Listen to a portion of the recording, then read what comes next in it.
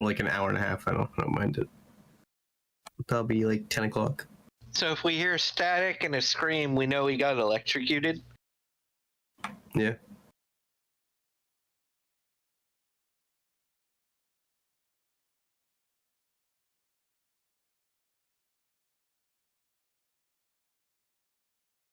Okay.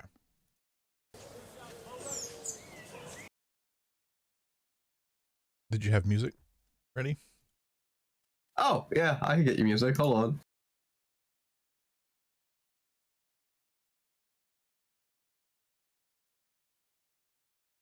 The Strim is going. Yay!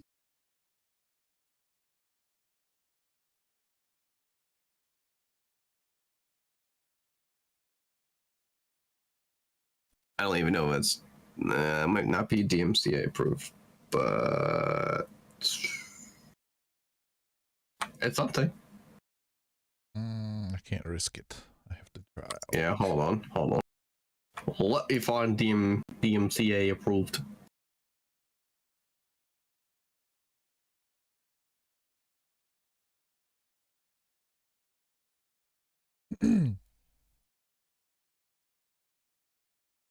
Here is DMCA approved. I mean, if we just That's make the one I Caden just play his opened. guitar. The one I just opened. At least there's no copyright. I was like, yep, okay, Yeah. got that.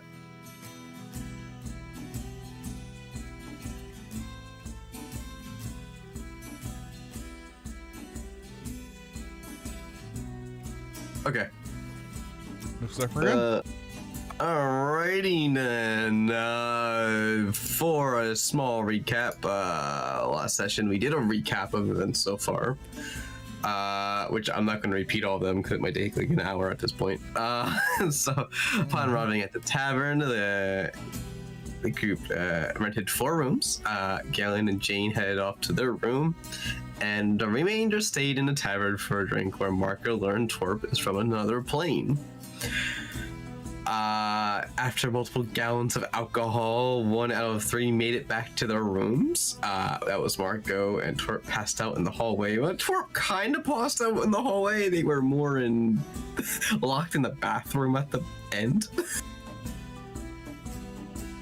Yes, I locked her in the bathroom, and Marco passed out in the hallway and just slept in the hallway all night. Yep. Twerp woke up with a massive hangover, which he still has. And you guys located Lawrence in a refuge camp in the park. You also, I believe, took a taxi or a message. Public transit. Yeah, public carriage. There we go. That might be just yellow. To this location, and you located the area in the park where Lawrence was. The person that you recognized to find them was the old lady at the guard station from Mal'Ganis. And I think we just left off you guys being led to... No, Lawrence was on stage. And then he kind of... Yeah, he was about to take us somewhere to talk business. Yes, he was talking about business, and then he that was where we ended. So Lawrence gestures to you to come follow him this way. Through the crowds of people, you see tents of different sizes, some smaller than others, some like more of a TP, more than some A-frame. And then there's some also wooden structure towers that you can see that there's small huts kind of like stagger up to make a temporary housing or low income housing for people that have been there a while. He directs you to through these tents into a more, not really a tent, but it's a wooden structure with canvas as the walls. And there is a front door that you can actually open. The front is a wooden wall with a doorway, and the sides are more canvas. And he opens the door and kind of lets you all in the door. Thank you, Lance. I guess we're going inside. Let's see. Yep. All right, so you all follow in, and he follows behind you, and what you see is a round table with multiple chairs. There's probably about 10 chairs in here. So pick a random chair and sit down at the table. Okay. Is Lance motioning us for us to sit or anything? Yeah, he kind of just All right. waves about his hand. Take a sit down about, one of the chairs. All right, and so he sits down. He's like, we got wait for just 2 more people. And he kind of just waits patiently and kind of twiddles his thumbs, and after a little bit, 2 people walk into the door. One is a familiar face that you see. Is Varkas. And he takes Not a seat. familiar to me. Oh no, not familiar with Jane, but familiar with Marco and Galen.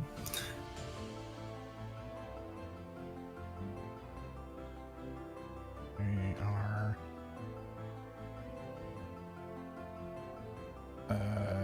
Vargas was the man. Wait. He was the man with mental manipulation abilities, went to the southern part of Keg and started causing chaos. 200 years ago, dwarves and gnomes pushed orcs into the southwest country. What? That's what this says. I searched Vargas. That's the first thing the part says. It says Vargas' story. Hold on. Varkas was the wizard that. Varkus. This is people of notes. Friends of Lawrence and owner of a tower It's that got spelled raided differently. Varkas. And then down here it's Varkus. Now it says friends of What? Lawrence, owner of a tower that got raided by orcs and unknown persons. So Yep. that's the one we're looking for. What's this Varkas story up here then? Where's it at? Group goals. Group goals. Varkas story. Oh, it's a story given to us by Varkas. Okay. Gotcha. See, it's Varkas here, Vorkas here, Varkas here. There's so many different. Oh, let me get your proper spelling here, guys. Each individual down here- no, taker spells Vorkas. it differently. Vorkas down here. There's another one. Okay. So it is spelled Vorkas. Okay, so this one is correct. All the others are wrong. Individual note takers spelled it differently. Mm-hmm.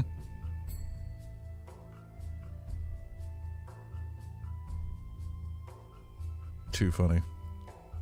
So Vorkas was the guy with the tower that we found the orb in.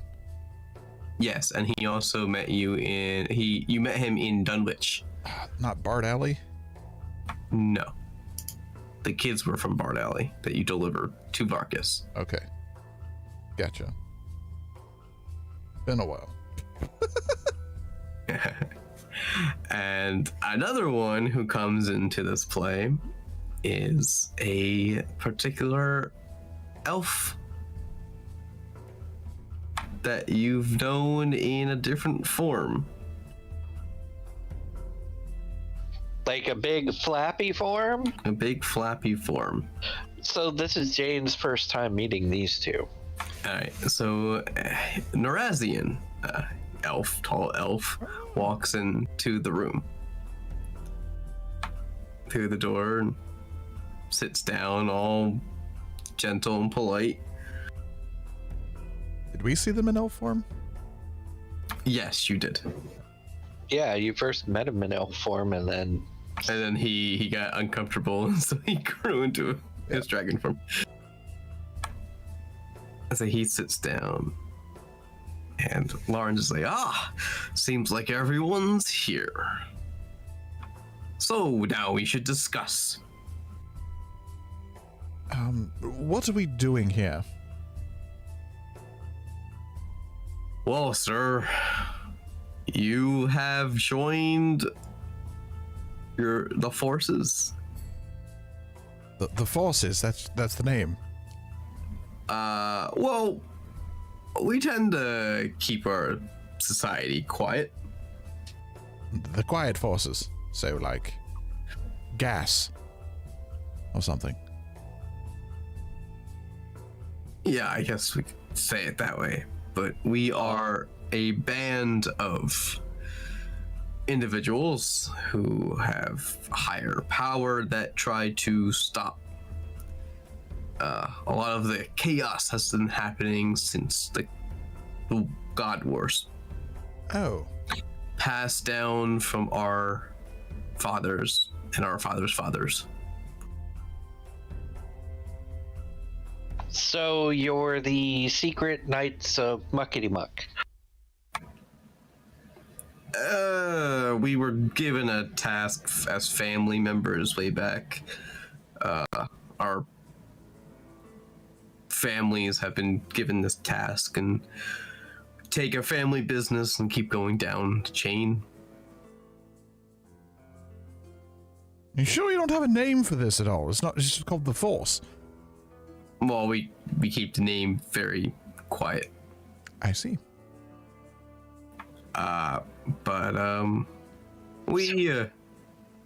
So you should just whisper the name. No. Name is not said out loud in any public room unless it is made out of stone and protected. And we are not in a stone room and protected currently. But Durazian has shown you the way. Also, Varkas here.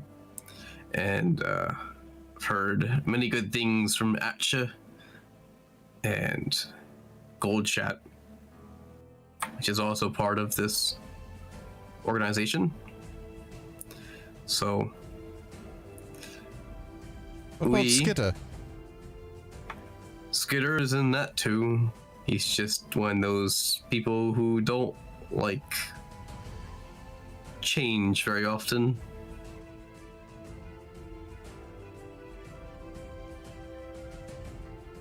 So the boss is in on this? Most of the bosses are in on this. Asha is a boss of his chord. Skitter's in charge of his chord. Norazian's in charge of his chord. And Farkas is in charge of his chord. And I myself have my own methods. And there are some other people you need to meet who are also in this chord.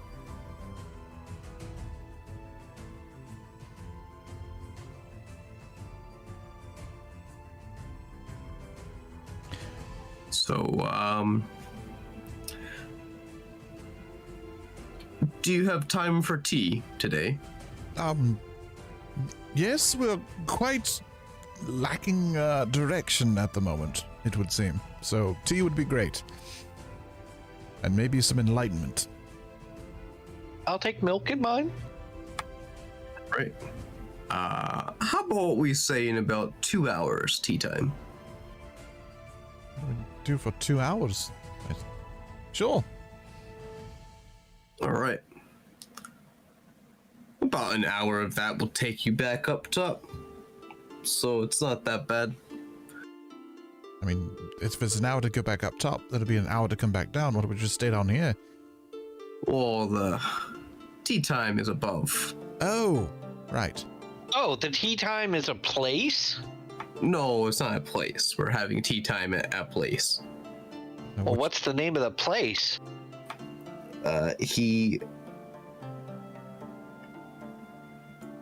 he writes down on a Narazian takes out a notepad, writes down some information on a piece of paper, and pushes it towards Twerp. And Twerp takes it and reads it. And her hungover state, she's like, okay. And then she pushes it back, and Narazian lights it on fire. And it just disappears. Okay. So, obviously an unknown location that we are traveling to. You've earned our trust, but Apparently not enough. just enough to be meeting our upper hand. Now, with this army coming, that'll be a different situation. But we've been trying to track the person who was responsible for this for a while. And Narazian here has actually found there's a different person who has been visiting down there when the orcs were down there for a while.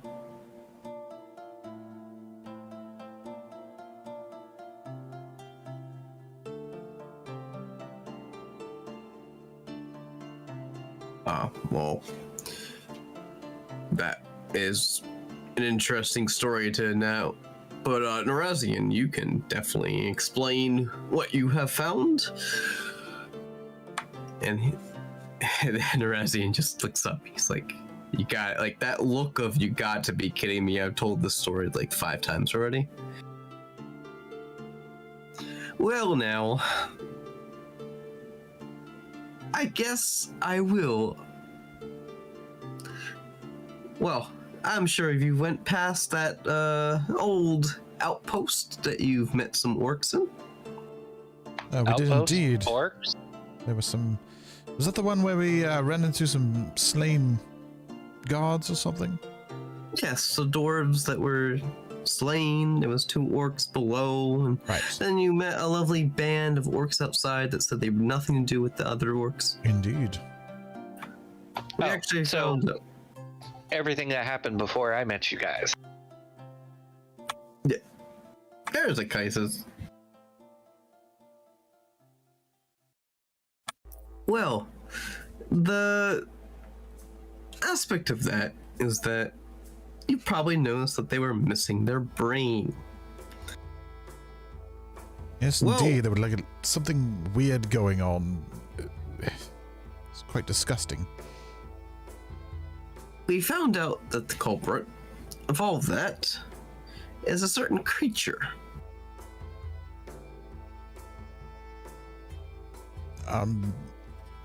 Please elaborate. Have you ever heard of a mind flayer? Have we? You can do a history check if you want. All right. D&D Beyond. D&D Beyond. Let's see. History check. Well, I have a base of 16 for my history check.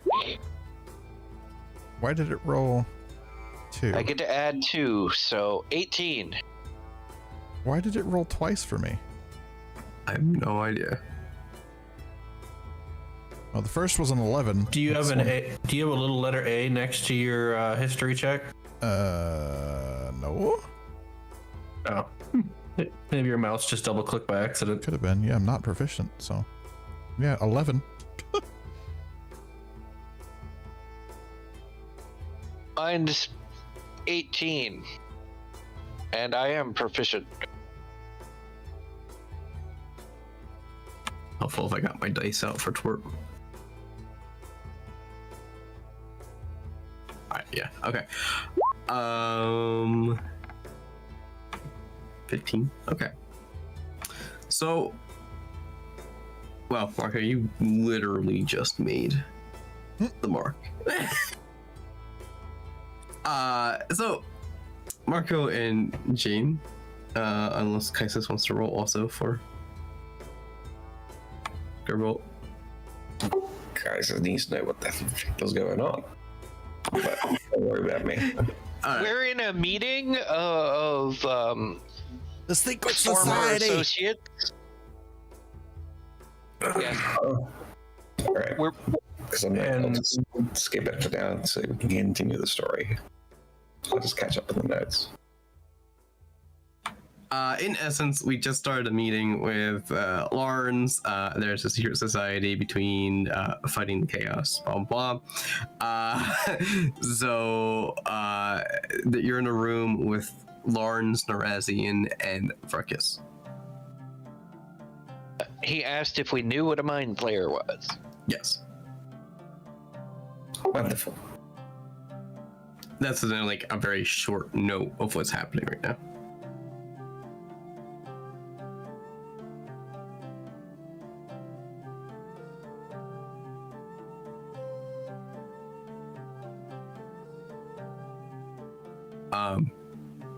So Marco and Jane, you are the ones who remember that a mind flayer is a creature that can extract brains and devour them. They can also, they are very dangerous in when they are opposing you.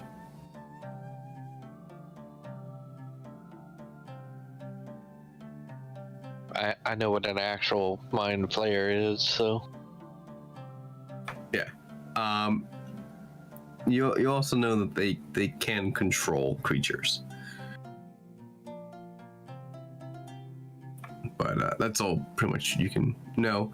And so Narazian continues. He's like, well, the aspect of this is that we might have known that the orcs haven't come to their senses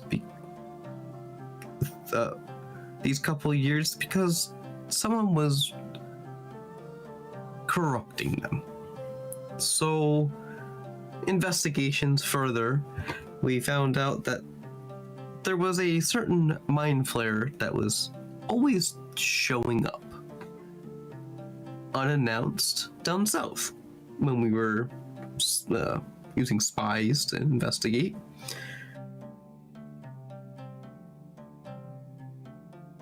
Finding out that he has been controlling the orc leader's mind for a while now, hence the orc army that has been raised.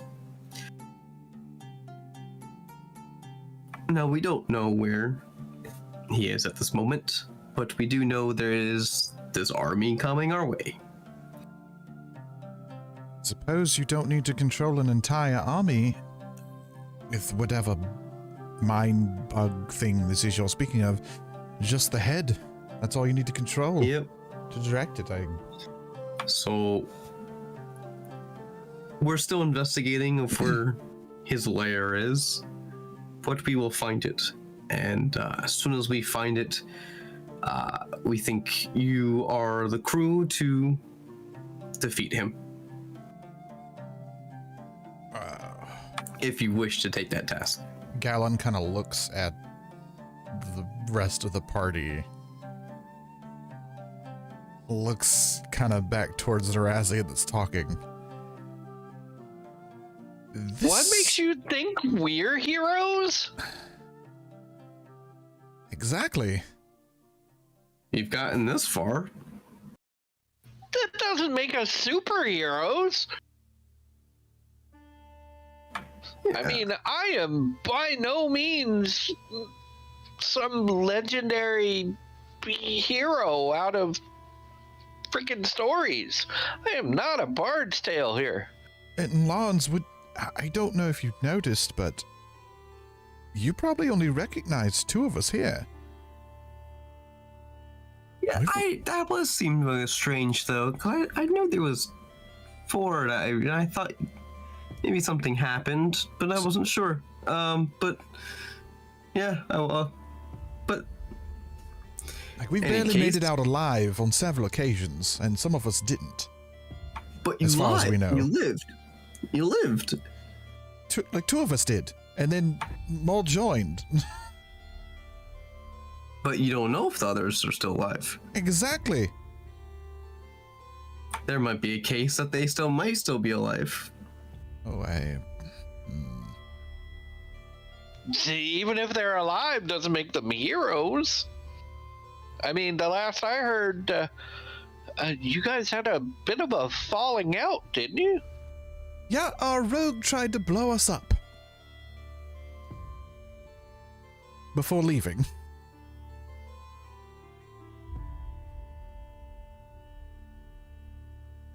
Marcus is like, huh? And their archer also blew up an orb. And then ran away as well, yes.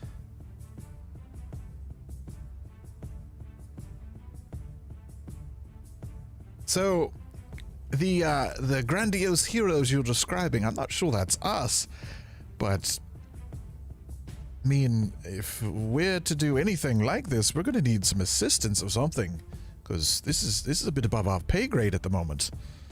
Mind flayers is what you said? Well, with time and effort, you will gain those strengths. Marco's kind of like tapping his fingers against his wrist. He's like, all right, let's just get to the point. We all know we're not heroes. What's in it for us? No. Do you want a house and a nun? What do you want? It's way too crowded here. Gallon's eye kind of twinkles a little bit. Oh, crap. I mean, there's this flying contraption we've heard of. An airship. Narazian whispers in his ear. It's like, And Lawrence is like, oh. Yeah, we can't do that. what? Come on, if we're gonna save the world, you can at least buy me an airship. Oh no, this is not saving the world. This is just... Okay, if we're gonna save a country, the country can at least foot a freaking one airship. It doesn't have to be big. It could be a little airship. I mean, it doesn't have to necessarily be an airship. At least from my end, I'm forming a trading company. Like, possibly, like, for me, I'll be possibly expanding that or getting another branch here in Anand or something. This city has a harbor, correct? Yeah, it's down the block. Right. Oh, possibly another trade ship or something. I don't know. Or maybe my ship can come here. I don't know. There's a couple things we can discuss down the line. I mean, furthering wealth and the capabilities and whatnot. I'm all for that and everything, and noble cause, of course.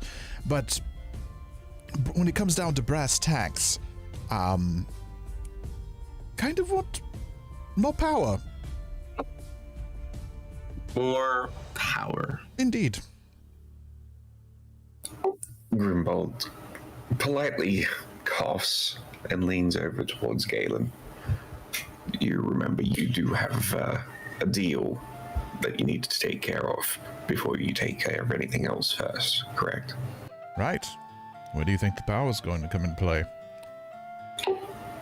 Would it not be better to use the resources to find your quarry, lest you have indisputable mishaps?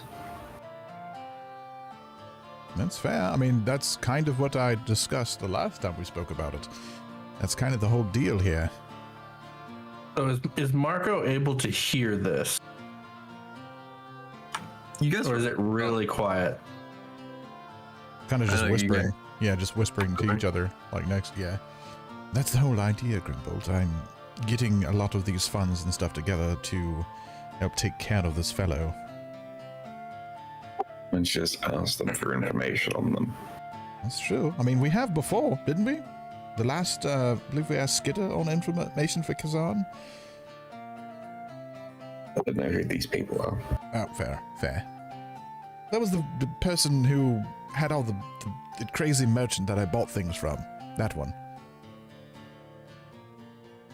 Where I got the ship. Anyways. Don't remember any either. So, why don't we keep this straightforward? You help us, we help you. Right. We do this for you. You help us locate a demon by the name of Khazar. He has some things to answer for. They kind of all come together and whisper a little bit. They all just lean back in their chair. Say, that sounds like a fair deal. And possibly not just the location of him, maybe a little assistance along the way as well, because we're fighting mind flayers on this hand, but this could also be a whole nother story. Are you looking for, like, his head? Are you looking for him alive? What are you looking for? Alive. Alive. Right. Dead. Destroyed. So Obliterated. So what basically what we're going for is alive at first, we take care of whatever we need, and then no longer in existence.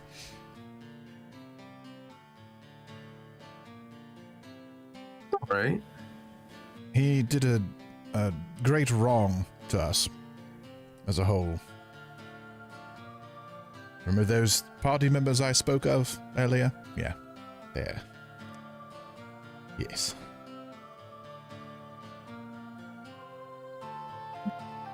Makes sense. Get on that. And is that all you need? So that's it?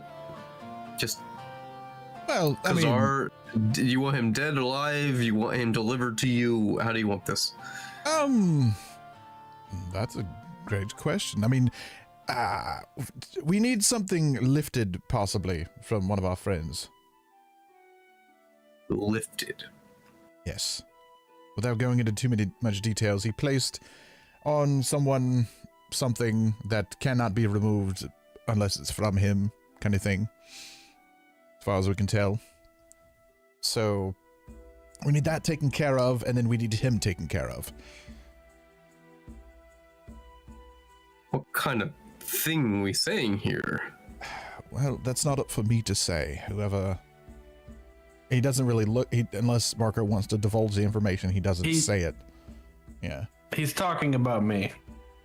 Gives a nod to Marco. Khazar had me rendered unconscious and experimented on me. I want to know what he did to me. Huh. What kind of symptoms do you get? So... he contemplates for a moment. So, I have a tendency being very annoyed and selfish and... yeah. And on top of that, I seem to have a knack for getting out of situations I should be dead in.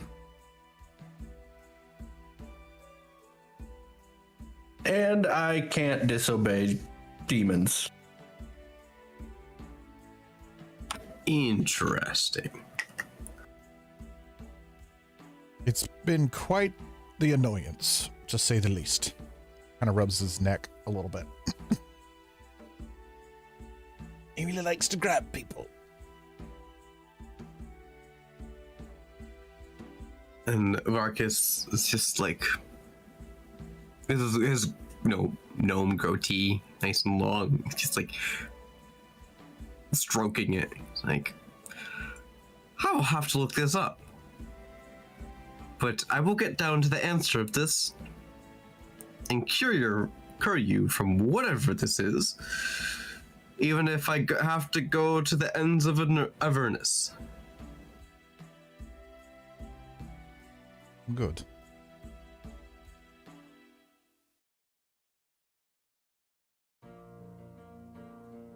So, you want him cured and this guy named Khazar. Seems like a fair deal.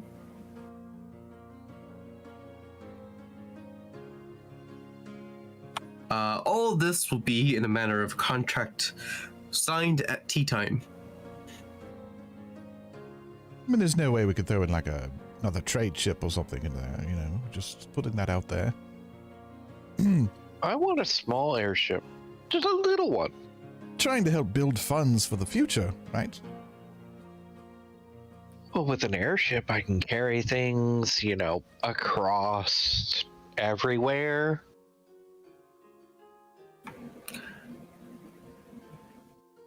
Do you know how much it costs to run an airship? I just want a little bitty one. It doesn't have to be big. You know how much it costs one airship? Oh, it's quite expensive, I'd imagine. You know how much fuel you need?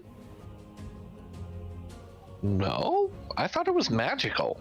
Oh, no. You need a extracted powder to run those, to keep them flying.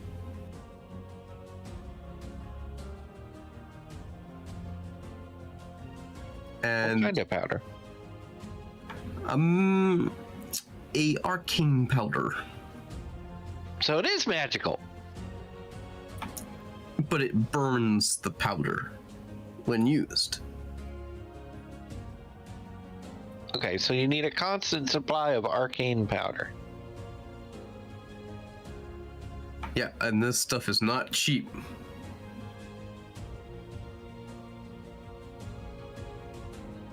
I'm sure we can come up with some sort of trade route or whatever that is cost effective. Jane, I feel like we have to talk small. I'm more of the... I deal with a lot of the business end of things sometimes, and it was... I barely got the ship for what I turned in last time. So we need to start a little smaller maybe than an airship, I think. That's more end goal, I believe, that we can work towards. We may need to, instead of an airship, maybe supplies to help on our mission. Maybe some magical enchantments or items they have to help us along the way, because we can't use the airship if we're dead. How about a flying carpet? Ooh. A flying carpet. Flying carpet.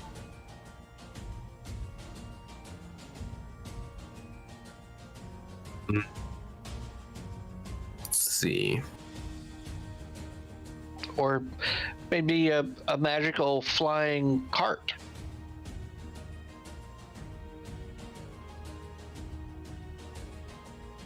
Flying carpet. You know they're not going to be holding all of you, right? A flying carpet can't hold all of you. Indeed. Well, I mean, nobody wants the turtle flying on a carpet. That just looks silly. I don't need a carpet. My reward is the info on what's been done to me.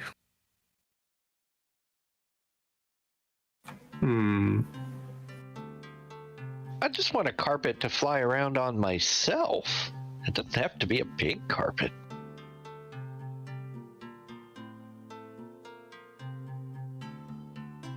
We'll have to get approval for this one.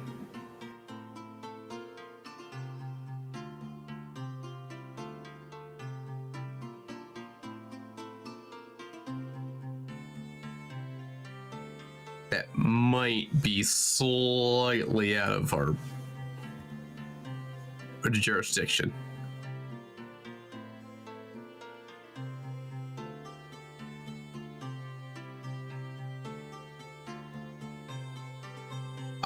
But we can continue this talk at tea time with the higher up. All right.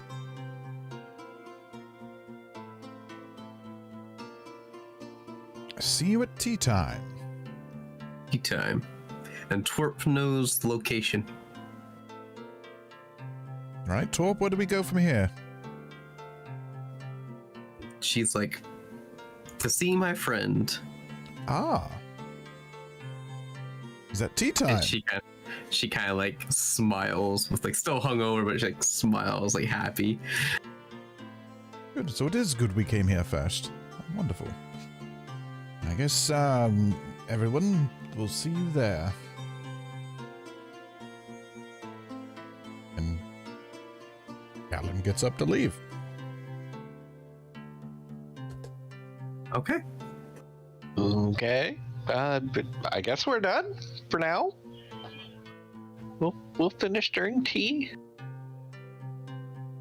So they the three just kind of talk among themselves, just like, you know, saying like, I don't think that she's gonna go with this, blah blah, blah. And, you know, you can hear a little bit of them arguing. It's a couple words here and there as you walk out.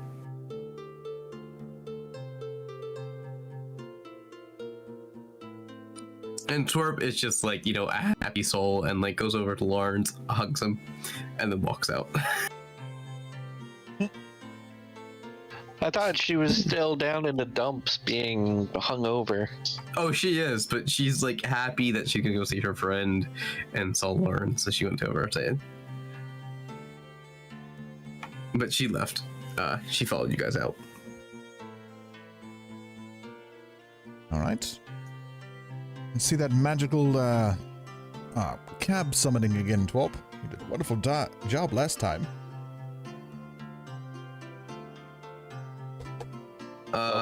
And she's like, well, we have to go to the street. She's the only one with directions to tea time anyways.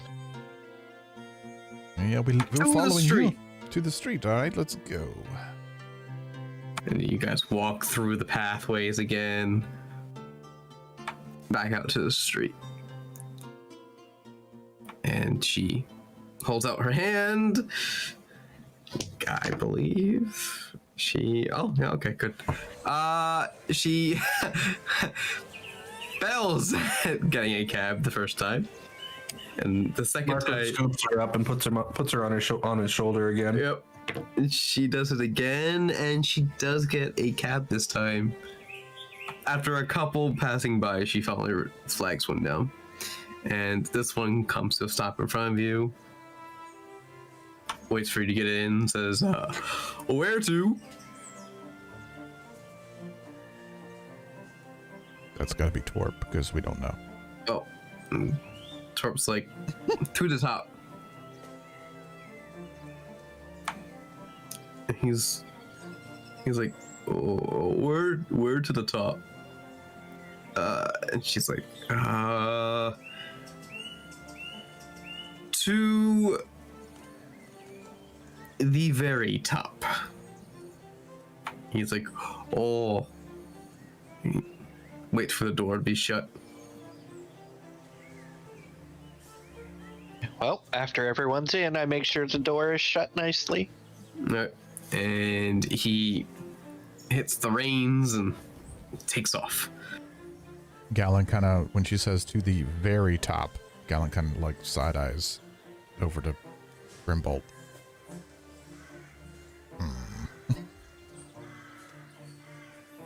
And so you spend a good hour traveling in this cart, going through the streets, busy streets, going back up through onto the topper portion, the upper levels.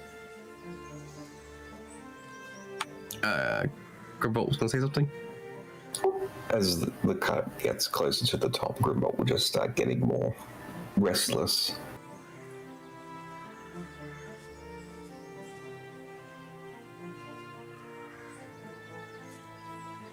And it keeps going and climbing and goes to the next level and next level and next level on the upper part. And another one. And another one. And another one. And you make it to the top. And where this cart drops you off is there are 10 guards outside this very large gridded gate that is closed. Twerp, where are we? my friend's house. Or friend's place, I guess. Looking at the group and myself, we aren't dressed for this kind of place. I She beg looks to at differ. I you. look fabulous. Do you want to go get clothes? Not really. No. Who are we having tea with? The ruler of the city? In a way. Torp, who are you? You will find out soon enough.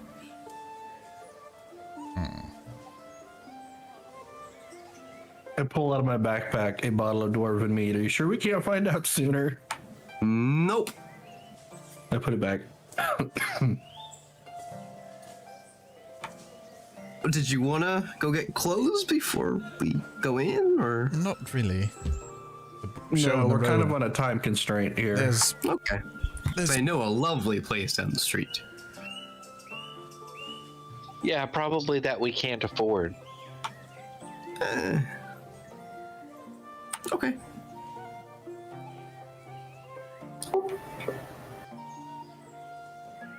I question your lack of direction, really. You say your friend's just a few blocks away. We don't know where down the street is for you, considering we've just ridden an hour up into the city.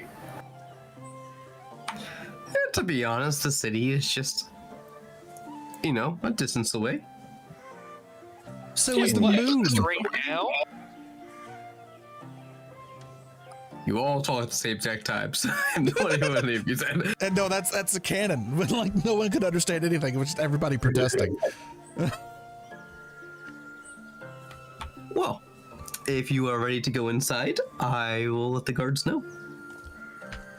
Is it tea time? When are we supposed to be here? When Hey, is it's tea a little time? bit. We got about 15 minutes to get in there. I suppose let's get going. All right, let's go in. Might as well be fashionably early. All right, 15 minutes. All right. And she's like, you notice that she's like fighting the hungover part of her, and is like really chipper and happy.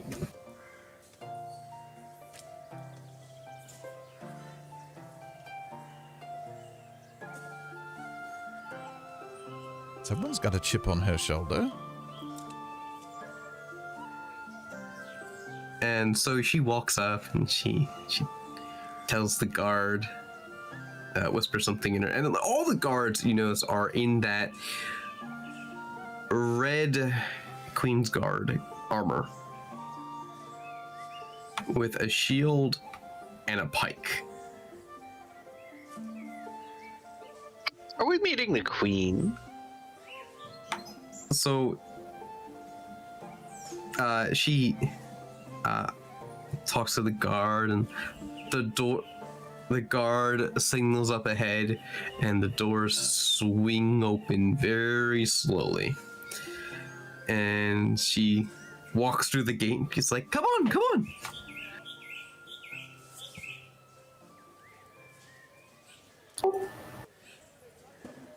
Grimbola nervously follows after.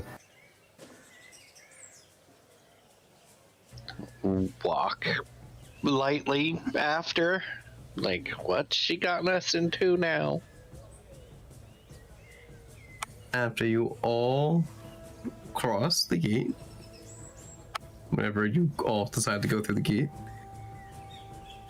Sure.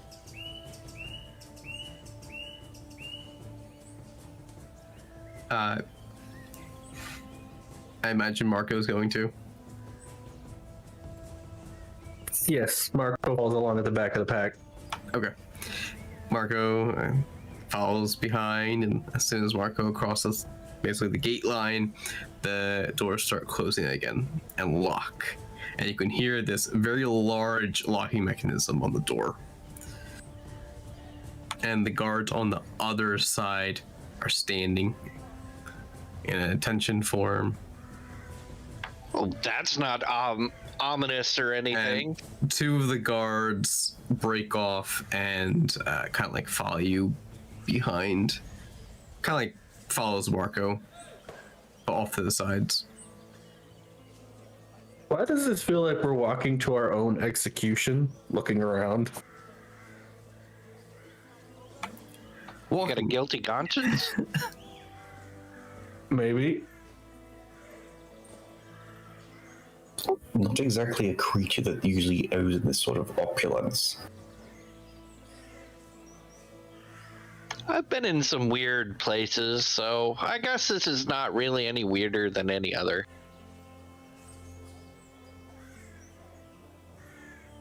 So walking up, this pathways kind of curves up into a bridge type system with like a moat of water.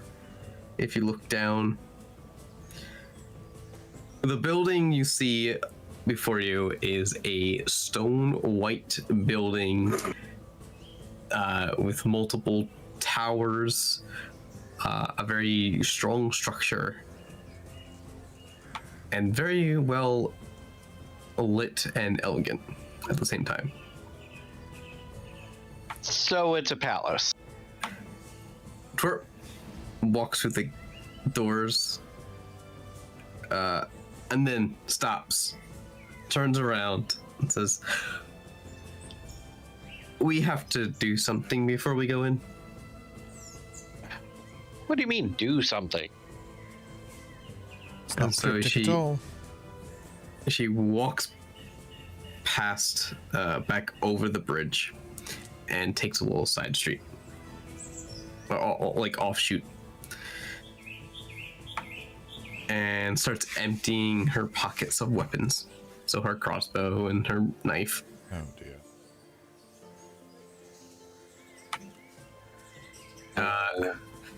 Yeah, we have to put all our weapons here. Or just in the gutter. And the guy, he's like, "Oh, you're here to see into there? You have to empty all your pockets. That's Any kind of weapons?" rude. What if I'm attacked in there? You won't be. Says the guy that's gonna get to keep my weapons. Do you want to go in or not?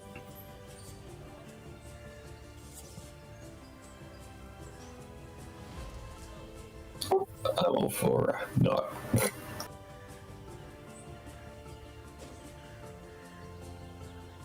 I don't know. How much do you trust these? I don't know. And Twerp's just like, "Just do it." My curiosity is getting the better of me. I walk up and I hand him a basically a butcher knife. And he kind of just looks over and he's like, "The pan too." So I start digging out the pan, the pot, the skewers. Okay. And then I So- point at my shield. That's not really a weapon. He kind of was like, "No, shield too." All right. I slip it off my arm. He just takes it, puts it in the pile, makes a nice little meat pile, puts it on a shelf. Galen Okay. walks over and I gives. point to my back, and if you want the other one, you're gonna have to buy me dinner first. No. Galen walks over, opens up his backpack, takes a sigh, pulls out 3 giant cleavers, 2 daggers. I think that's all the actual weapons I have on me. It's just wares I'm looking to sell still. There you go. And he So- sees this pile. He just like just looks at this person in cloth, because I believe you are in cloth. Indeed. And he just looks at you, looks back at the weapons. He's like, "Oh, all right." I'm a merchant. What can you expect? So Jane walks up and do you have a box to keep this in? Oh, yeah. Okay. Yeah, you might want to get that out now. Well, he And grabs an empty box from underneath the table and puts it on the top. okay, and so Jane starts rifling through his clothing, and up one sleeve there's a dagger. He pulls that out, puts that in, and pulls another one out of the other sleeve, one from his waist, one from his back, another from each shoulder, one out of each boot, and a few more tucked away around the inside of his boot, one from behind his belt, and this goes on for about 2 or 3 minutes, and then he unhooks the hand axe, pulls out both short swords, and then pulls about 3 more daggers out of his backpack. Shane, why on earth do you have so many weapons? Be prepared. You never know when you might need one. You get like maybe one attack off before you. And then he shrugs and I almost forgot, and reaches up to the top back of his vest and pulls one more out and drops it in the box. Oh dear. I think that's it. I do hope so. He just shuts the box and puts it on the shelf. And you, sir? Looks like Grimbolt. Grimbold pulls out these 2 sickles and puts them on the table, or whatever it is that's in front of him. It's a table. Then rummages through his backpack, pulls out 2 short swords, 2 pairs of chainmail, and 2 daggers. Alright. And a small knife. He packs it all up, puts it on And the 4 shelf. skulls. Oh, and a pile of skulls? Did you say pile of skulls? Fox corpse. Oh, fox corpse. Oh, I almost forgot the longbow on the side of the backpack. I'll just leave this here too. And he kind of just reopens your box, puts it in there, and closes it again. And then takes all Grimbolt stuff, puts it on the shelf all neat. And he's like, alright, here's your ticket to get your stuff back. I suppose I should give you this too. And pull out the little arcane orb thing that goes with it as well, I suppose. Oh, okay. Puts that with your stuff.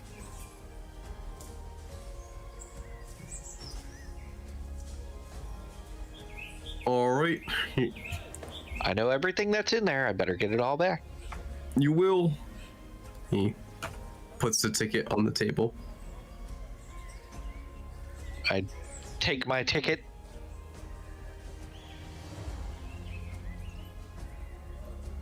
Take my ticket as well.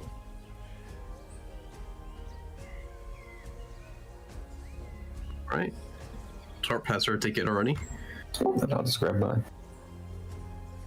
Just grab mine and head on in. Alright. So Torp just took her ticket, and as soon as you guys were all emptying your pockets, she walked back through, and she's like, aren't you excited? Torp, we have no idea what's going Yeah, on. we don't know. This is... Why are we here?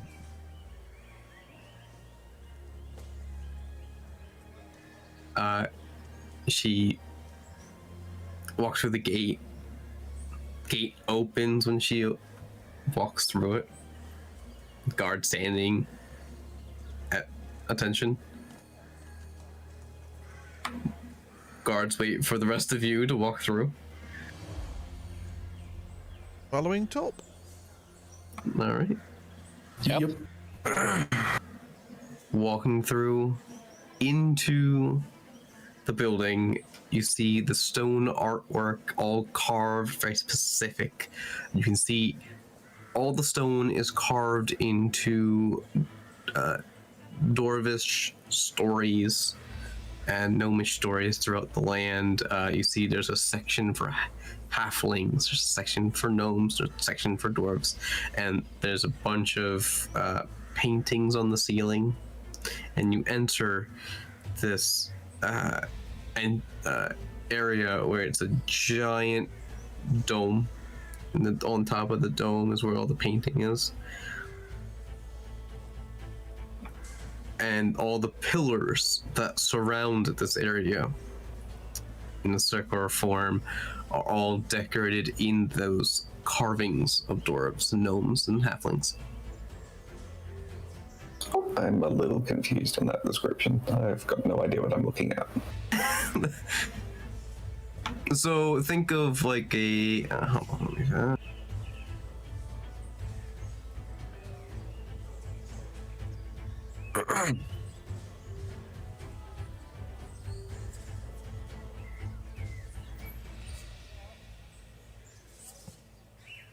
This might give you a hint. So instead of flowers, there are basically pictures of dwarves, gnomes, and halflings, and each little section tells a story. And Are there's these pictures. like giant carvings like on the walls? They're on the walls, they're on the pillars. What about the area that we're in? Like, is it a long, narrow hallway? Is it just opening up into this big square area? Is it circular? So where you entered was a very small, like 2-foot hallway. It was really small, and then that enters into this circular round dome surrounded in pillars. Open room, nothing else in this room except for the pillars and the artwork around.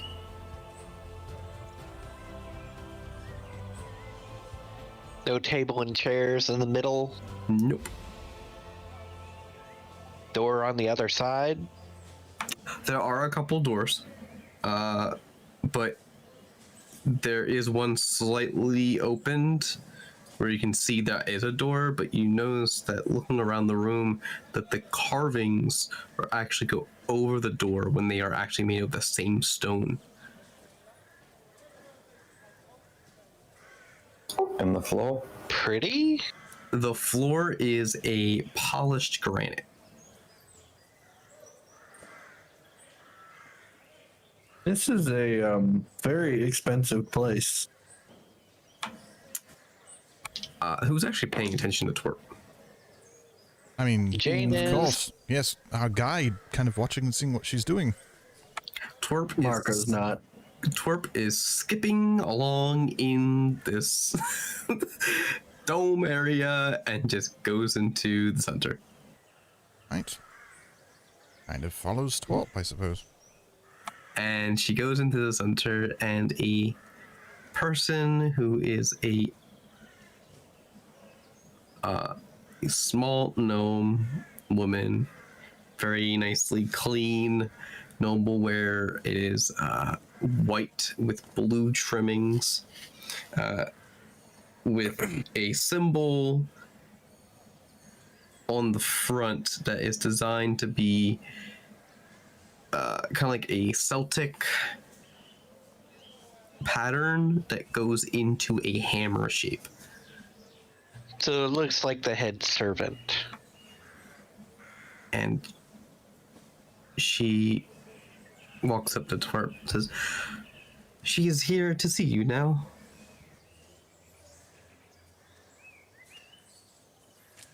Here is where?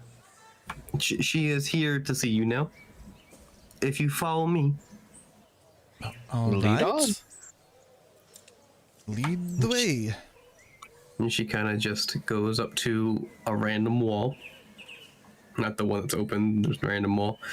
And you notice that slightly there is a slight difference between three pieces of stone. And she pushes a certain section of one of the pictures, and it happens to be a button in the stone, and you see the door just open, and then she walks through it.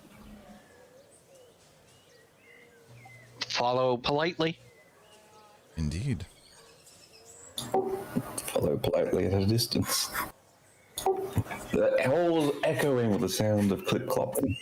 Yep, basically, this room is very echoey. Like everything you did, it just echoes through it. So So I don't make a sound. okay. So you walk through, and as soon as everyone goes through, she hits another button on the other side, and door closes. Is it swinging or sliding? It is swinging.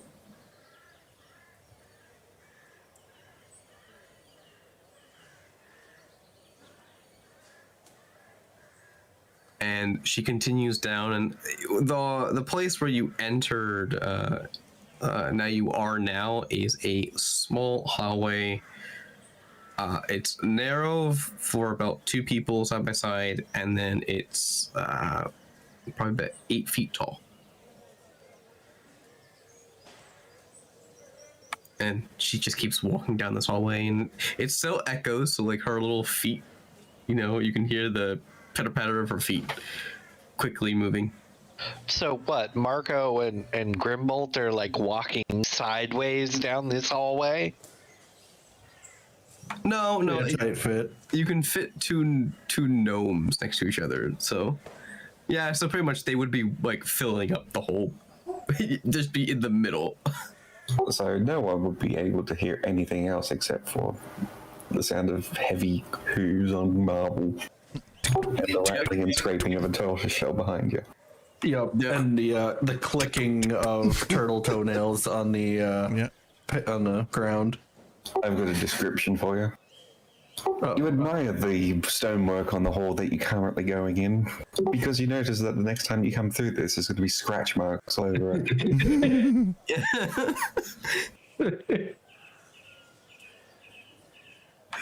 All right.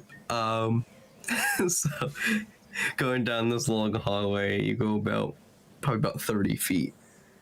They don't mind at all. What? They're not going to mind at all that like 2 of the people here are just really, really big and beefy No. and squeezing through this place. Nope, she doesn't you really rolled pretty care. good. Huh. I only bump against the wall a few times.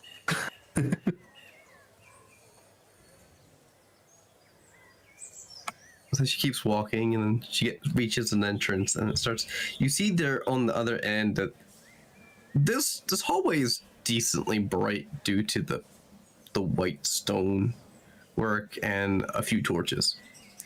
And you Oh found God, how many torches did they knock down along the way? that is a good question. How many torches did you knock down the way? All of them.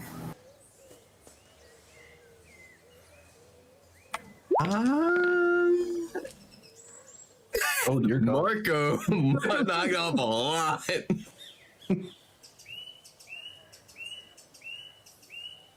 And whatever Marco's walking down this hall very distracted. and Marco is, whatever Marco didn't knock over, Grimbolt did. Rats, I'm last in the slime and chains. I get to have the most fun. Oh no. Hot hooves. Got all these torches on the floor you gotta step over. More like crunch. Because they're kind of on fire, right? Yeah, they are on fire. I don't want to set my robes on fire. So I might kind of be destroying things as I go. Okay. So you finally reach the end, and it gets a lot brighter, and it enters a large, grand hall that you enter off to the side, but you can definitely see the 2 pillars outside this, at the end of this hallway. And she says, "Come with me." It's not like we're going to do anything else. It's not like we know where we're going. And so she continues walking, and you finally exit out of this hallway into the grand hall. This area is massive, and what you see before you is the marble, shiny floor glimmering. You see the pillars going on one side of the room, and then there's another set on the farther end.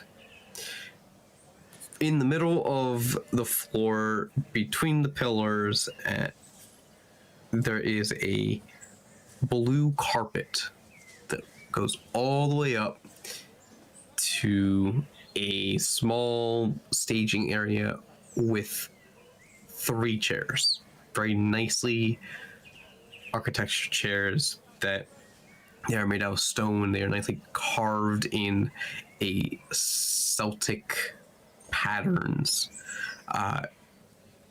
with a small female gnome dressed in blue and white. The main color is white with blue trimmings, all in silk. Her crown is white gold with 3 gems placed on the top. One in the middle is taller than the other 2, and they are blue, with no one sitting next to her on either side in the empty chairs. There is a couple guards in this room. In each pillar that you saw before you is a guard, and there is about 20 pillars on each side. I can understand what your description is going for, but the way that you describe it indicates that the floor was literally shimmering with lights, and there's literally people standing inside of pillars.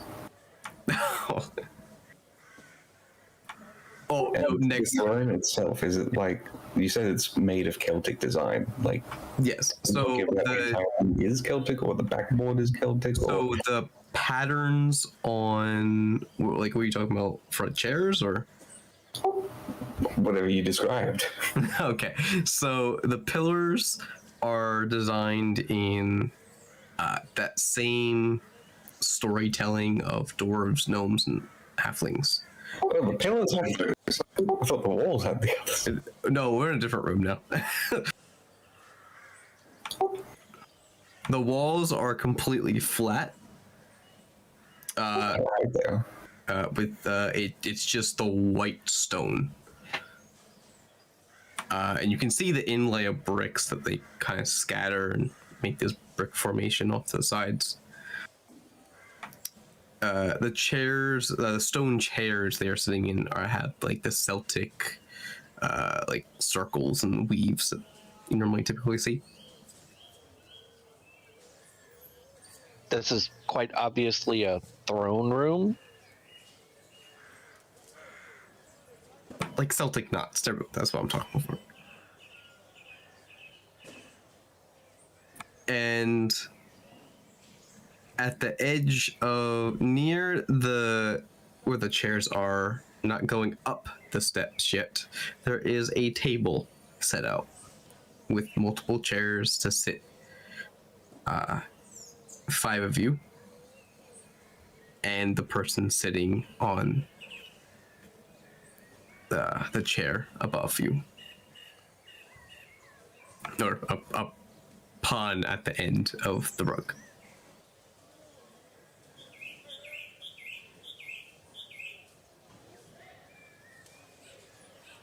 And the woman says, keep following, keep following. I guess we follow the woman. And she goes, what she does is she goes straight until she hits the carpet, turns 90 degrees, and then walks up the carpet.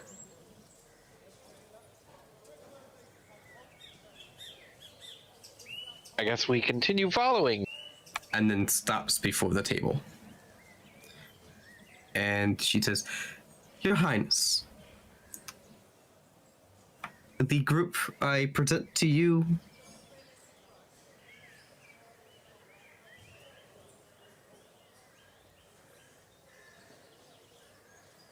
Dramatic pause. And then she kind of just bows, puts her hand out, and then steps away while her hand is presenting you.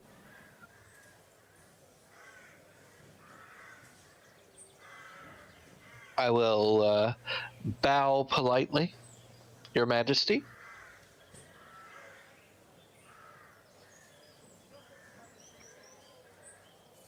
Queen just kind of stares at you and it's like, thank you for coming.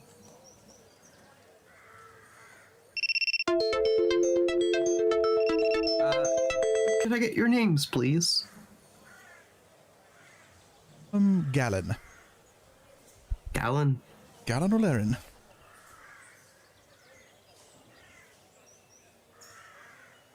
You can call me Marco from Livaria.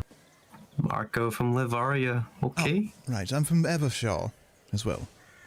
Oh, Northern Brethrens. Indeed. I deepen my bow and flourish my hands. Jane Farstrider, at your service, madam.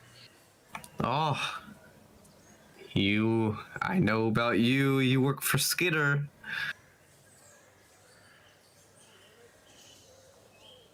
I've heard the messages. All good, I suppose. I get a lot of info from people, and just happens. And then you, sir, a deal with the horns?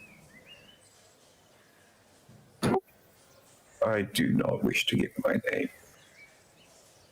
Ah, that's fine. It's all fine. And I recognize someone that I know.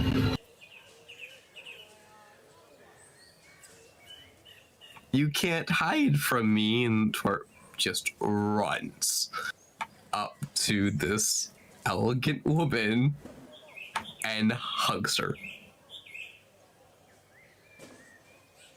And eyeing the guard. What is the guard's reaction to this? The guards are stand still. They don't even twitch? Not even a twitch. So this is perfectly normal for her to do. And the queen says, why do you look like this? She got drunk in a tavern with me. Oh, why are you always doing that? And Torp's like, oh, I'm sorry. And she does something with her hands, and you see that she cleans up completely. And also she does another twiddling with her hands, and you see from the top of her goes from a dirty blonde ponytail wearing a crown that has golden feathers near the ears, going down farther, continuing farther onto her shoulders, wearing a noble sky blue dress with gold trim and very particular designs, patterns on there. Keeps going and goes into a noble dress.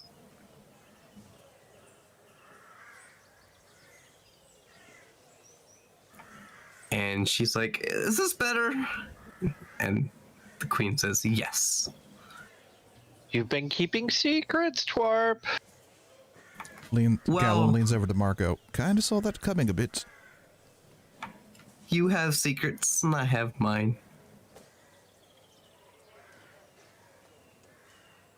But my real name is Queen Isabel. Is Tiamat. Queen Isabel, I am a queen from a different plane. So I technically did tell you I was from a different plane. Didn't know who I was from the plane, though. You also didn't say which plane you were from. No, and I will never tell you. Wow. I'll take that as a challenge. But this is a good old friend of mine. And the Queen's like, oh, so you had fun with this group? And she kind of says, yeah, it was interesting. Jane just dies all the time, apparently. Who knew that cats had more than 9 lives? Hey now. I know you're a queen and all, but that's just a low blow. It has to be to hit you on the floor. Wait a minute. Ah, Hold on. I gotta step out of character for just a second. What was Torp's real name now that I started typing it? Queen Isabel. Do you realize what I called the mammoth? Mm-hmm. Isabel the mammoth. Yep. You. I couldn't stop laughing when you said that. That's hilarious.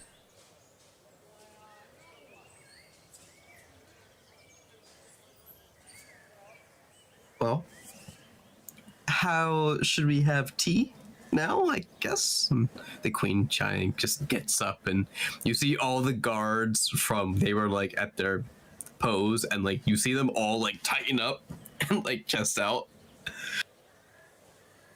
And you can hear the sound of all of them doing it in this main grand hall. And she holds Twerp's hand going down the steps and then sits down. And a servant behind her pulls out the chair for her before she gets there. She sits down and then pushes in the chair to help her. And then the same servant comes over to Twerp, or now as Queen Isabel, and pulls out. yeah, we'll just call her Twerp still. Yeah, Twerp, and pulls out her chair, and Twerp sits down, pushes in. What do you guys do? I'm kind of half out of it. Did the Queen reveal, or Her Highness person reveal her name? No, not yet. Okay. Just want to make sure I didn't just kind of gloss over it. How big are these chairs that they're expecting me to sit in? Teeny tiny. They're made for dwarves, Oh dear. but they're slightly bigger. Like they're for guests, I guess. So they are like they can go up to like human size, like for widths. If human is the maximum, But they are stone chairs too. So this is about to be very there uncomfortable. are no arms on the chair, by the way. And It's what? just- I remember you saying she was an elegant figure, but what race was the queen? Oh, she is gnome halfling, a mix between the two. All right. So the table that we're seated around, I'm assuming, are we seated at a table or is it just?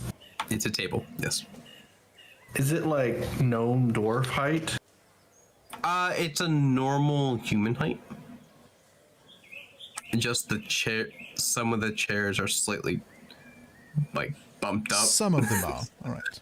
Yeah, like the queen's chair, you can definitely see it's like more bumped up than some of the other chairs that you can sit at. All right, I'm gonna very awkwardly sit into the biggest chair I can find. Okay. I'll find a chair that's comfortable and park my butt in. Okay.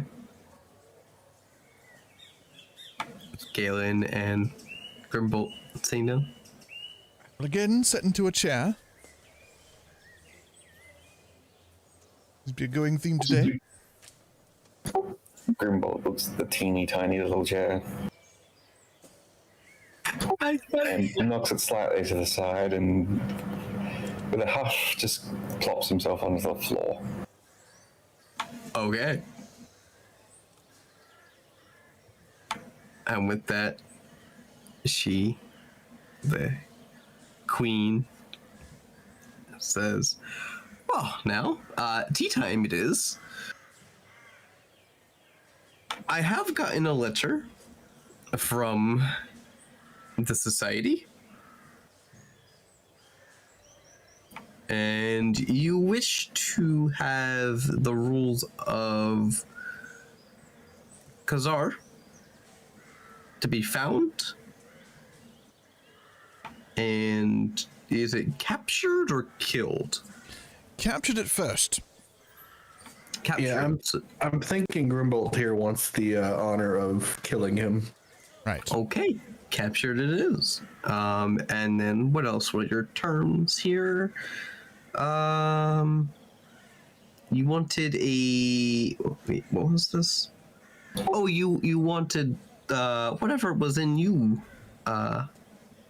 Marco. Yeah, I would like to know what he did to me. Okay.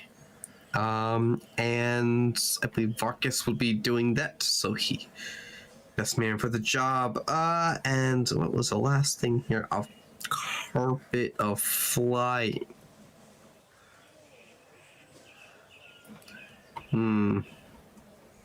That's gonna be a hard one since it costs a lot of resources for that one to make it.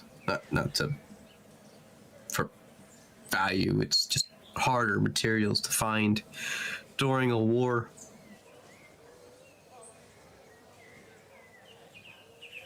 A little one is fine. A little. I will see what my wizards and sorcerers can do. It might just take a while to make, because we just don't use them here whatsoever. So I need to bring someone who is an arcane expert to make one. So give it a few weeks' time, I should be able to have one.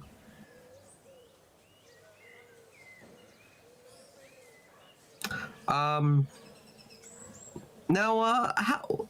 And when she says, starts saying that, the servants come over with, tea platters and a hot water tea in front of all of you.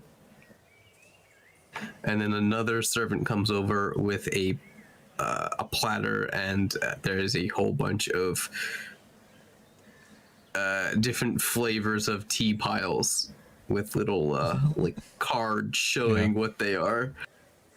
And as they're doing that, and also, in addition to these, things that we've discussed already, provisions for this task might need to be provided as well. We are but meager travelers here, and anything, assistance in that way, like either monetary value to help us purchase supplies or potions or something along the ways to help with this, would also be greatly appreciated. Okay. Well, this task is not going to be for a while, so we're still obtaining information. We just need to find his location. Right. If it is a group of people, location of the hive. Sounds very dangerous. It is. So it's going to be a while until we acquire that information. But in that time, I will let you travel.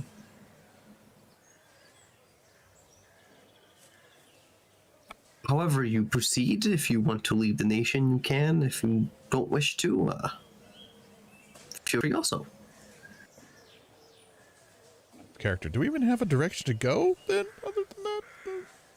I'm sorry.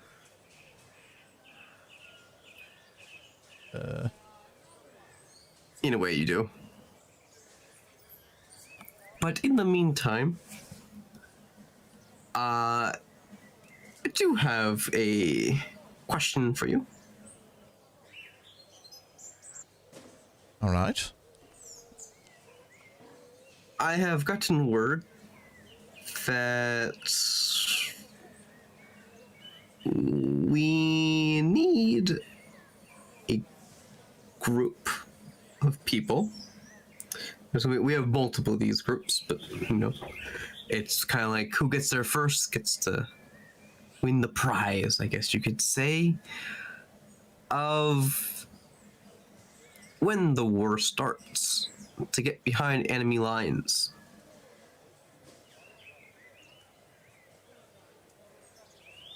Are you talking like stealthy? Because that's not our forte. Well, however you want to go through, you can. I am not a soldier. We just need to get behind enemy lines and obtain some information.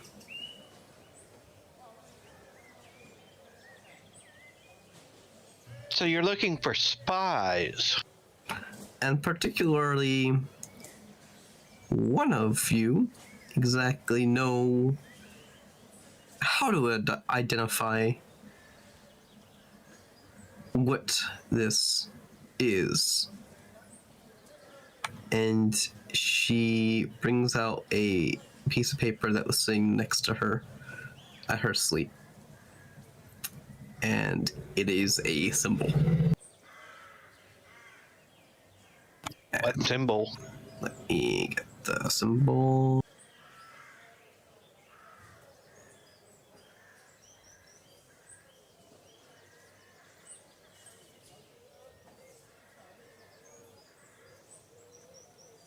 It's somewhere in here. Hold on.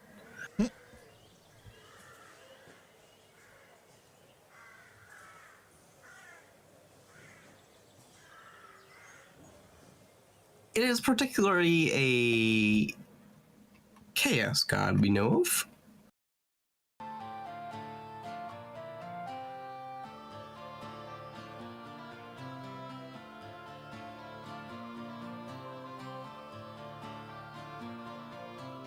I think you are up to the task of it.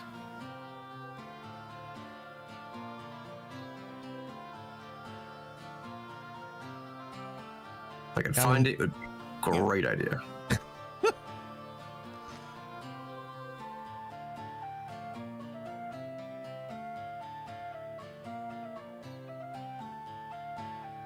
Alright, Grimbolt, give me a history check.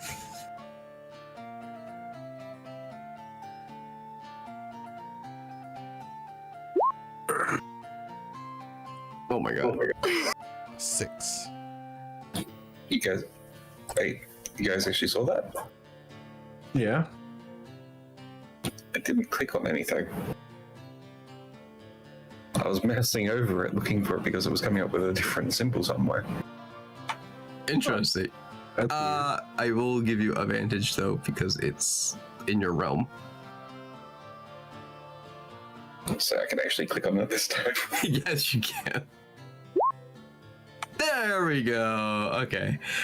It is the symbol of Zugtamoy. I can spell it for you if you need to. I'm at this moment just pretty much certain that you're just making these names up by smashing your face on the keyboard. Nope. I had to go into lore for this one. Don't worry. That's it. I'm doing it. Are you really inserting shit with the DM? It's like checking the team. Hold on. I will prove you wrong, sir. I will shove this in your face. I only rolled an 11. Shove it in your face. It's an actual thing in the D&D books. So I'm pretty sure D&D rolled their face across the keyboard when this one was made. You contributed to the book, didn't you? I probably did.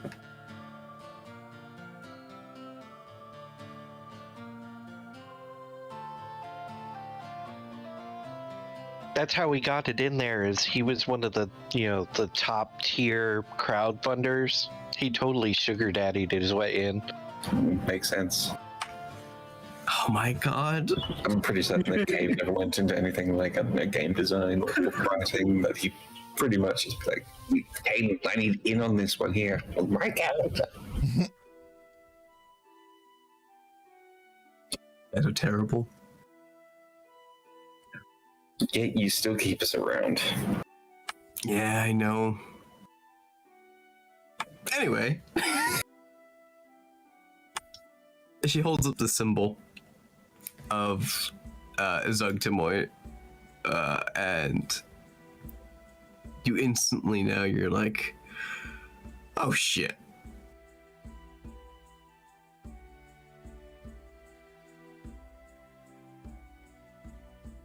And knowing it is a demon queen.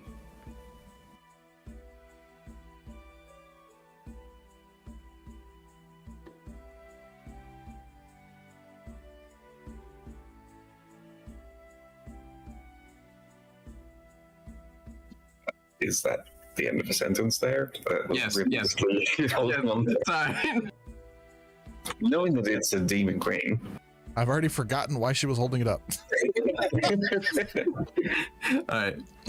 Any questions? Why was she holding it up again? Oh, she holds it up. She's like, found a couple symbols in some raiding parties inside of some of the higher ups of the symbol. When we killed them and looked around, and we found this symbol. So hopefully you know what it is, because we've been looking through history books and our scrolls, and we know it comes from the Nine Hells, but we're not sure where. So what are we actually after? We have a suspicion that the army is using this queen to bring end to Anand and this nation for a new front on war. Now, thinking about this in the right way,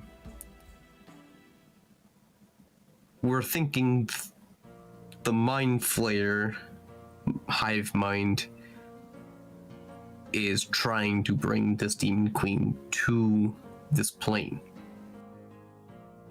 During the battle,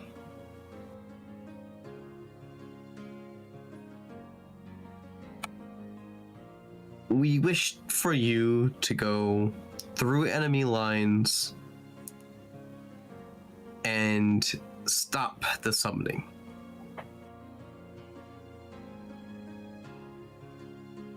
So we just have to, stop this massive ritual to, cross dimensional lines and,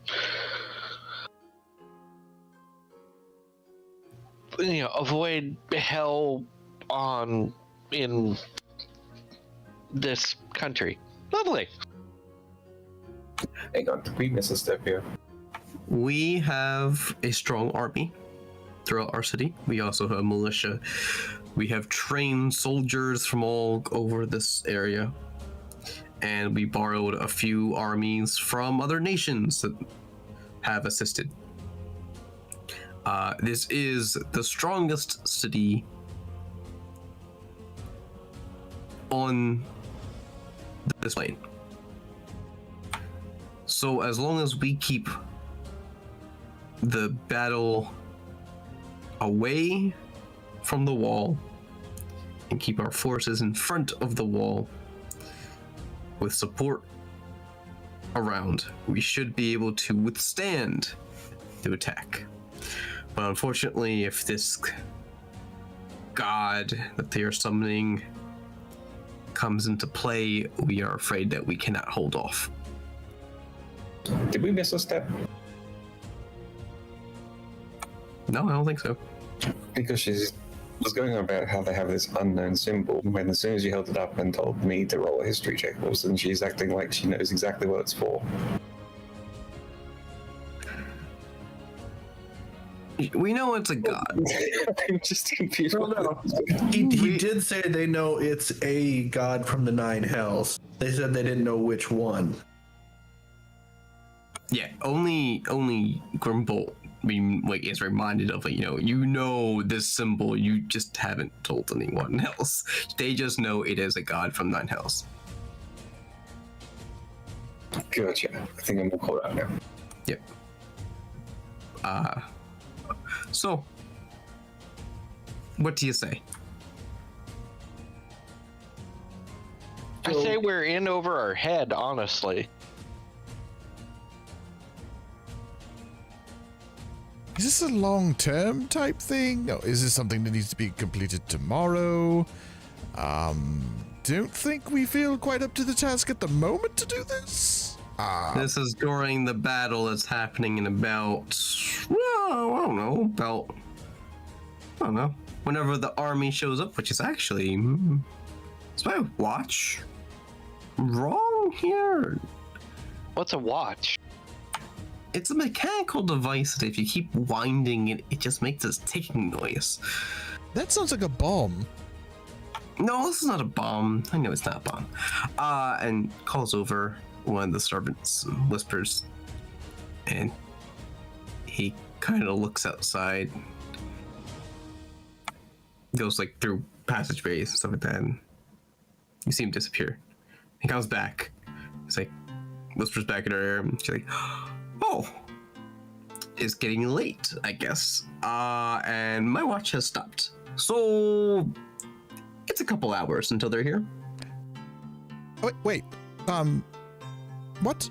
The battle's We're happening doing this now? in a couple hours. Yes. Is that a problem? You got? That Do you have, came out of nowhere. Twerp said you were up to the task. Like, she knows that you were really good. Warp was drunk off her butt. Oh, that's why the words were jumbled up when you sent that message. Twerp? Queen or not? I've gotten confirmation from Lawrence, Atcha, Skitter, Goldshot. what about us? And Jane just puts his face on the table. So it's basically up to you to decide if you want to take the task or not. We're We have to kind hear of what our stuck. compensation for this is. Yeah, the compensation, and plus, we're kind of stuck here. We were manipulated into being in the location that's going to be attacked Well, there is still time to leave. in a few Wait. hours. It takes a few hours to get to the edge of the city. That only takes about 2.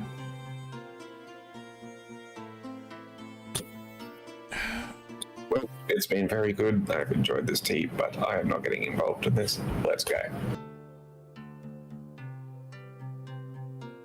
I don't know, this was the way to get to hold to Kazan. Well, it's not the most efficient way. It's the only way we have at the moment. Having an entire nation look for him for us is kind of the most efficient way to find him. Not if there's no nation here left to look for them. It's not like we have to kill them, we just have to interrupt the ritual, which we might be able to do. I mean, we're really good at causing chaos.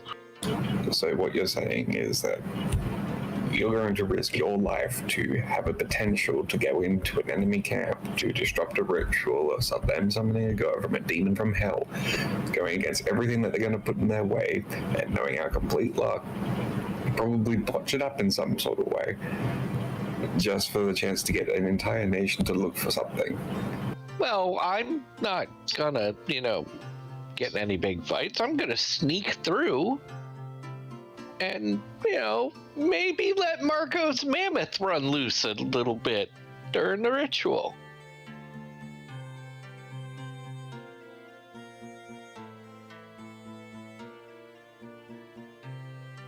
Will a squad of soldiers work for you? 200-300 men? That sounding better.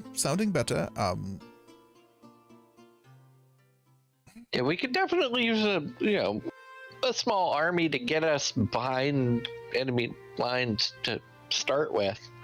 So during the battle, we assume they're going to bring out their big guns.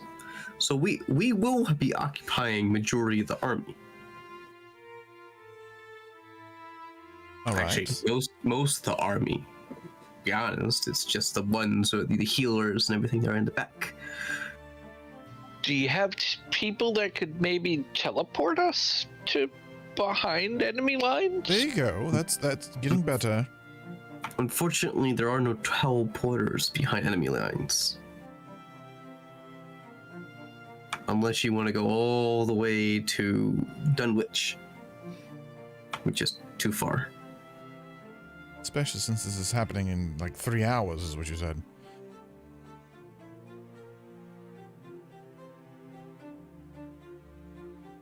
Basically stuck.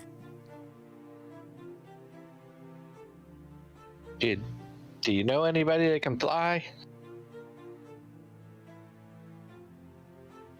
Sure wish we had an Sure. airship. Oh, that would be helpful. Right?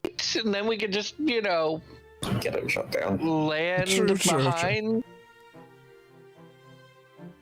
I mean, that's not exactly the most sneakiest approach to fly an Not airship at all. into the middle of the camp. Trying to Oh, throw I in can that see. airship like plug every once in a while, so they really know that we want one. I could just see you fly this airship in, it just gets shot down. Immediately. I mean, it's one way to All destruct the TPK because you didn't survive anything. Yeah. Finally got the airship. What if we used like a spell shield that prevents impacts and we get catapulted behind enemy lines from like on top of a tower? All right, coyotes and Not roadrunners liking this aside. idea. Coyotes What's a and coyote? dogs and chickens aside, how are we going to go about this if we do this? Because we're kind of stuck. There's 3 hours. It takes like 2 hours to get to the edge of the city alone. If they take out the entire place, I imagine this whole place is going to be surrounded.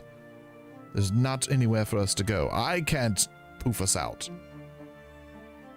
So We know if that is stopped, we know we're going to win the war. right. That is all you need to do is stop that ritual.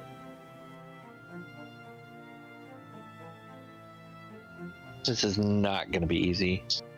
And where exactly? Do you know exactly where this ritual is taking place? I imagine in the front gate, because that's the weakest point in this entire place. So they're gonna do the ritual at the front gate? Somewhere in that quadrant. So why not just catapult shit at them? Right? It's out of range. Then that's not at the front gate, is it? No, that's not the front gate. And even how did you get the information, if I may be as bold to ask, that they be conducting the ritual so close?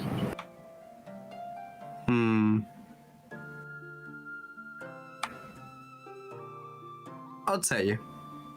And she calls over one of the servants, and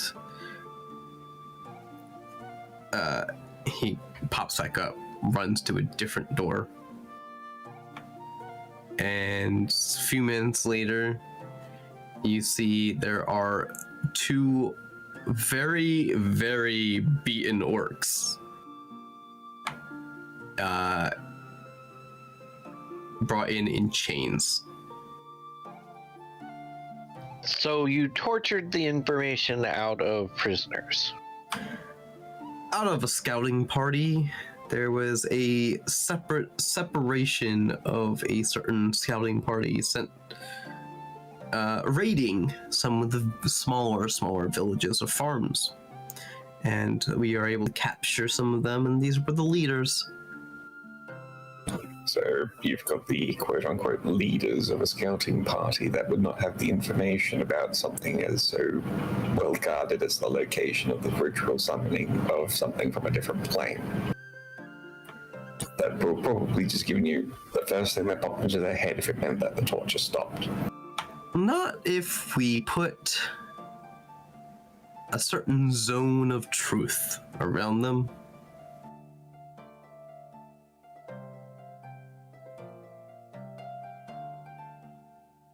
Then they probably tell you what they've been told.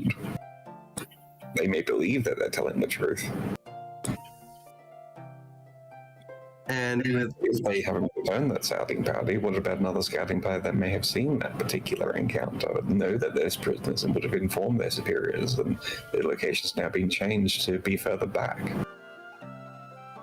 then Maybe we'll, they're starting the ritual now. no, our information states they are only doing it during the battle. Okay, so what exactly does this ritual entail? Do you have details about the ritual itself? Can it even be interrupted? How many people are involved in it? Is There it are- summoning? There are 8 sorcerers around some sort of summoning circle, and what our wizards and sorcerers have come to is if you kill all 8, the ritual will be stopped. Okay, so if even one survives, we're all screwed.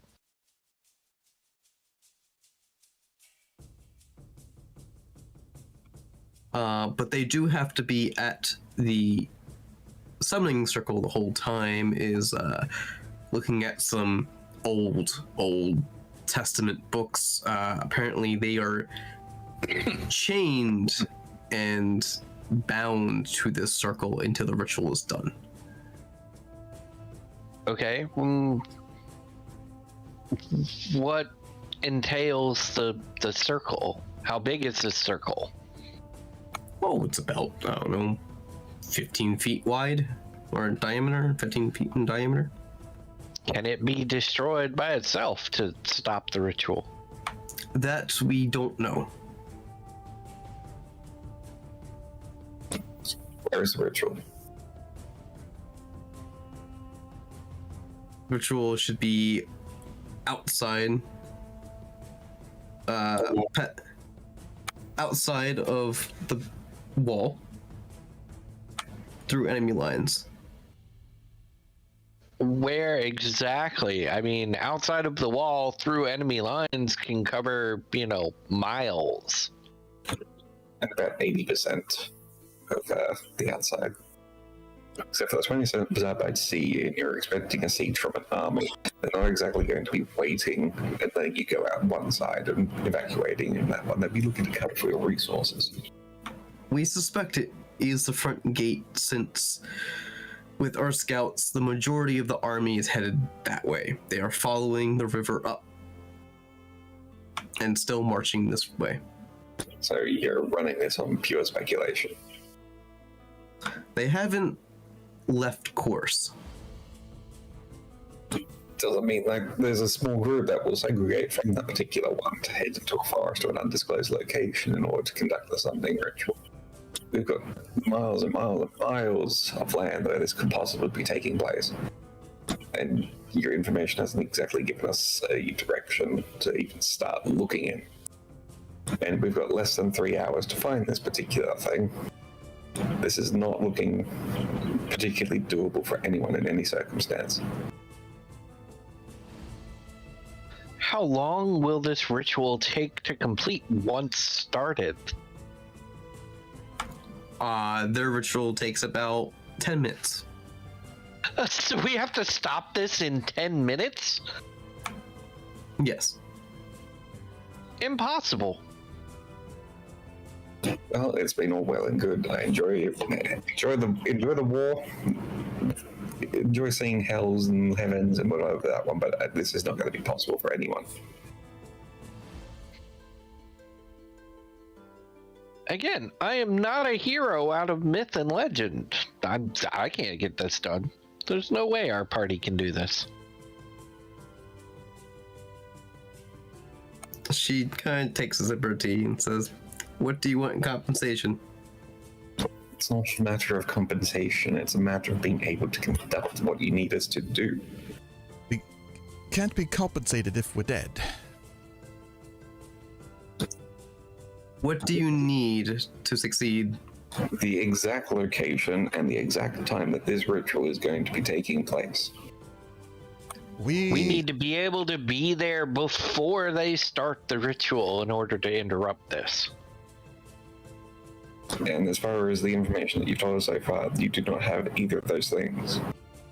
Which means this is going to be fool's folly to go even out the main gate to look for this one. What's to stop them from coming in, setting up, and having it being done all in 10 minutes' time without even so much as a whisper? I'm sorry, Your Majesty, but you really should have thought that one through. Well, if you don't want to, be my guest, but good luck surviving if you leave the city. Can't guarantee your safety.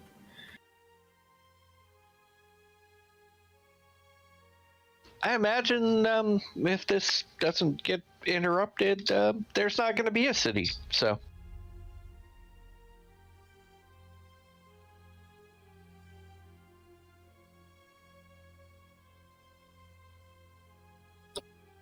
look, we're not trying to deny that this is a massive problem. It's just we're looking at the logistics of it and trying to figure out a way for us to come out alive at the end. That's basically all we're looking for. It's not a matter of 200 troops or, fancy, teleporting to a location or something. It's more, we just need to make sure we're going to live to get to the.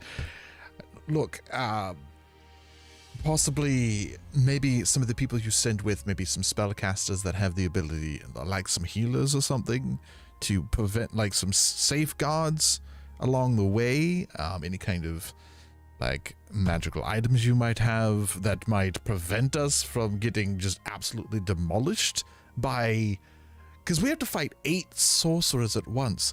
I'm one sorcerer, and I can just destroy Jade in one shot. He can't even shoot open his goddamn cereal box in the morning. Exactly.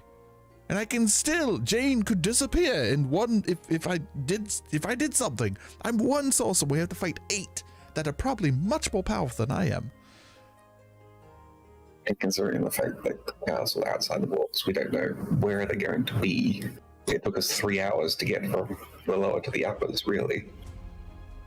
Perhaps, okay, do you have any items of like a specific like general that maybe a scouting crew has found, or something along the lines where you have a spellcaster that could locate or find person or something along those lines to help find a more pinpoint location of where this is going to be?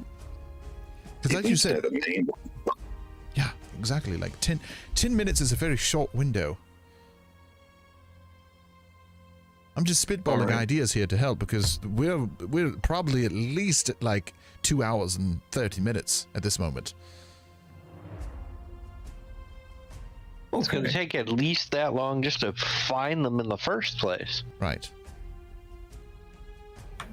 I will tell the transporter portals that you can use access to get around the city. They will take you to many floors, many areas close to the wall. That shortcuts our way out of the city, but we still need to you have to buy enough time for the ritual to even not be started for us to find it. Because if it's a 10-minute ritual, there's no way to stop it if we can't get to it in time. With that, you said you had a mammoth. No, this is going. I said Marco owns a mammoth, but it's not here at the castle. It'll take us like an hour to go get it. If At we least. had it transported to the front lines and outfitted for sort of like a ramming vehicle. Oh,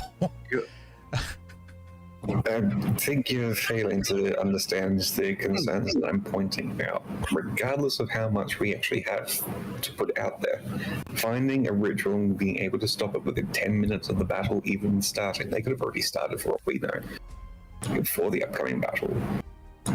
We've got a lot of ground to cover, and since they're all coming from one particular direction and they're going to be spreading out, that area is only going to be increasing every second that is wasted here.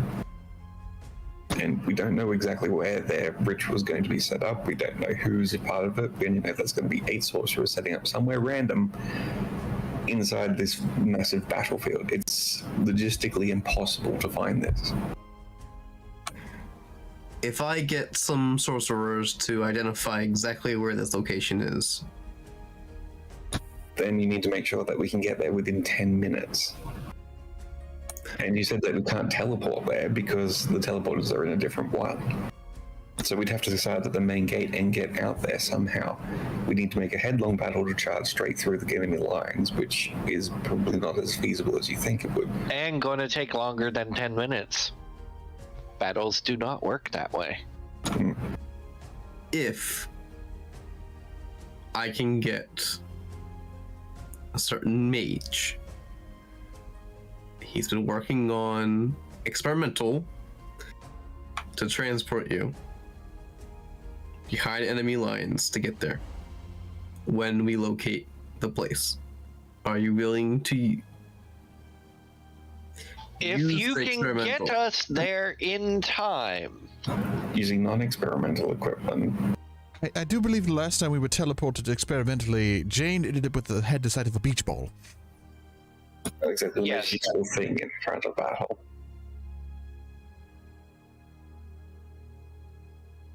Unfortunately, there is no teleporting portal over where the location is, wherever we find it. If we can find it. Oh, we'll find it by locating something. We're gonna look through our textbooks. Books, scrolls, wherever knowledge we have in the history to figure out what this ritual entails. And if we can track down the object or anything, we will find it. Okay, so theoretically, if you can get us there to the exact spot at the beginning of the ritual, we might be able to interrupt it. And that's the long shot. Getting out, on the other hand, alive, is very unlikely. So you want a delivery and extraction. At the least. That sounds quite reasonable, I suppose. When you say it like that, it almost feels like you just wanted to send us on a suicide mission in the first place. It's not a suicide mission if you're the right people. And I think you are the right people. I don't think we're the right people. It's...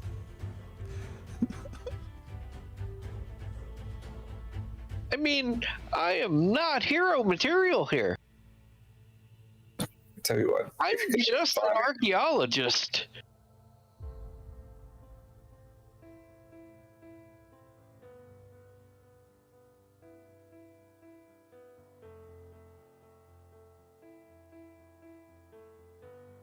Well, time is running out. If you have the means to get us there and out once the deed is done, because they're probably going to be a little bit perturbed that we, well, just interrupted their playtime. They're slightly perturbed that we interrupted giant demon god playtime. I suppose I'm up for it, but I can't speak for the group as a whole.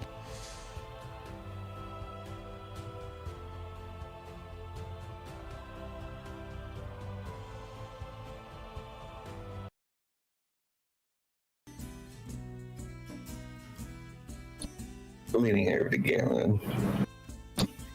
I feel if you go through this one, you'll be seeing Masochist a lot sooner than what you would intended.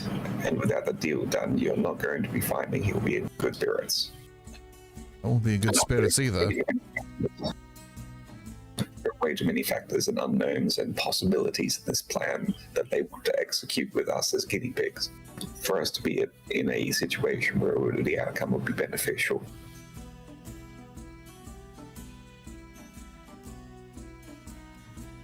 I'm just imagining. And what It's place just- does a merchant have in the middle of a battlefield?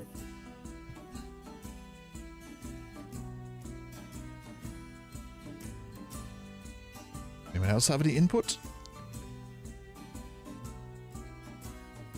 I'm all for doing good in the world, but this is out of my league.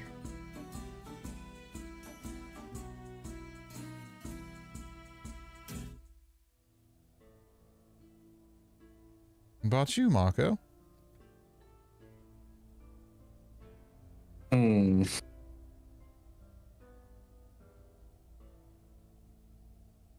I mean, this is technically our best bet to get your head checked out. It's the first one that we've come across. No, not the There'll be first other one. ways to find this out. They spent a good while at that other place looking at him. Bunch of tests and everything. I'm seeing even if we get there, I'm seeing a big problem. This is a plan that they were suspecting was put in place by the Mind Flayer. Right. So something this big, would it not show up?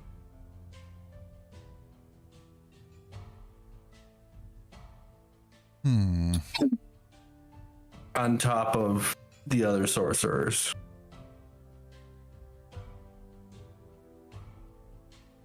Theoretically, it should require a lot of magical power if it uses 8 sorcerers. But again, 8 sorcerers. Do they have to focus completely on the ritual? And if so, they're probably guarded. And if they're guarded, Yeah, I can't imagine we'll have to fight the sorcerers. I think they won't be able to deviate from their task. requires concentration for stuff like that, doesn't it?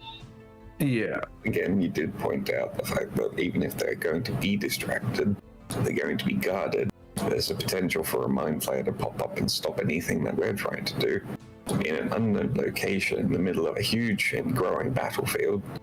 Which they're going to be prepared to defend.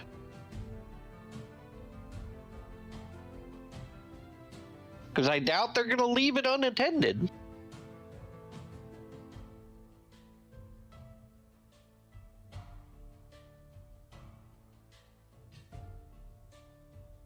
I mean, an army of goddamn airships with a couple of bombs would be great.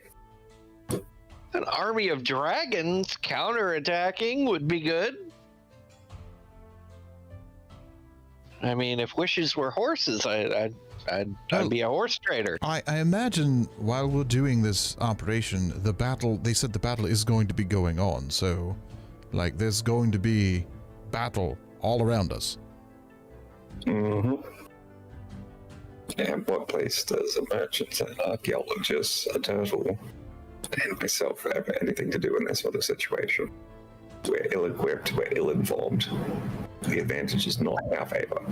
You said I could probably say that for every situation we've been in so far. This one didn't involve the possibility of being in front of a full-scale war. Yeah, I'm not a soldier. Technically, we've been in front of one the whole time we've been traveling. We've just barely been getting ahead of them. We're no longer in front of the war, we'll be in it. Right.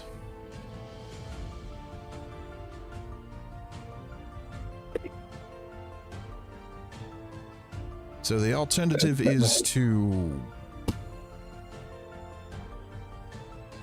now that I actually think about it, it'd be kind of stupid just to put the faith on a band of random adventurers at 2 hours before the battle begins to stop an army that is going to be the linchpin winning possible conversation in their battle. She did say there was other parties already sent out. Right. Scouting party.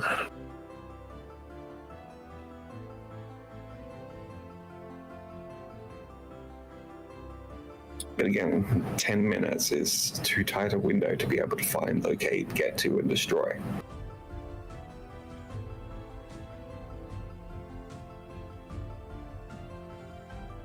With no possible way of knowing where it is until they start.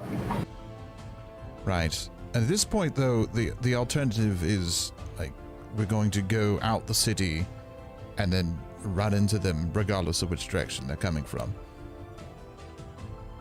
Because we're going to get surrounded. So we're kind of in it now, I think, if we want to or not.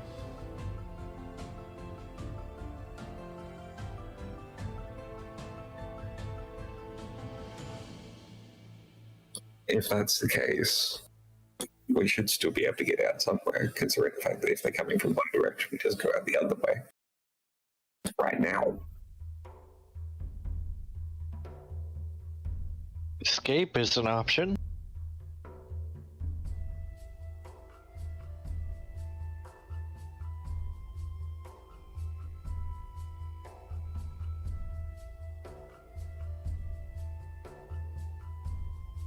Yeah, this task may just be too much.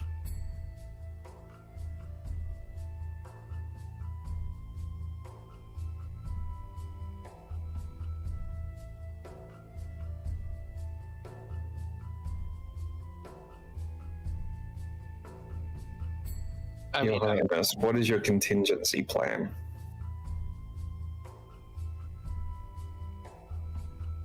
For the war? Well, even in the good reason, if we did go out and give this a try, and we did try and failed, what would be the recourse then? After the battle, we locate you and bring us to our healers. What do you mean after He's saying if we fail to stop the ritual, what's your backup plan? Hopefully be able to evacuate the whole city in a manner, who knows where, in time. Because this is sounding like it's like a 90+% odds of failure. If you, I joined you guys for the fun, not for the certain death.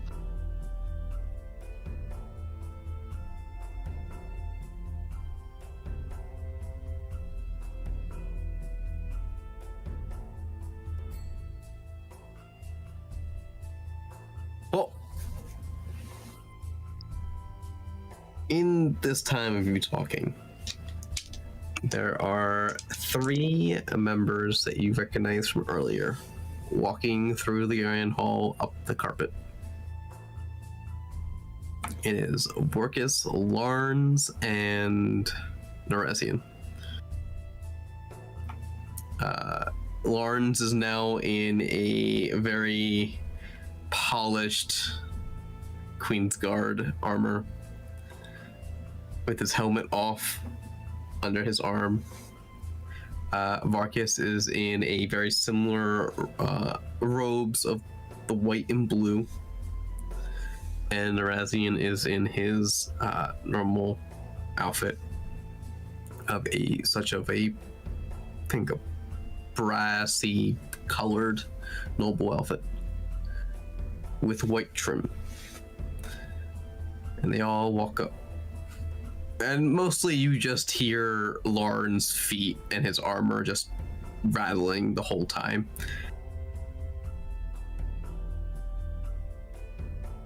And they walk up to the table and say, so are we good, or? There's nothing good about this situation.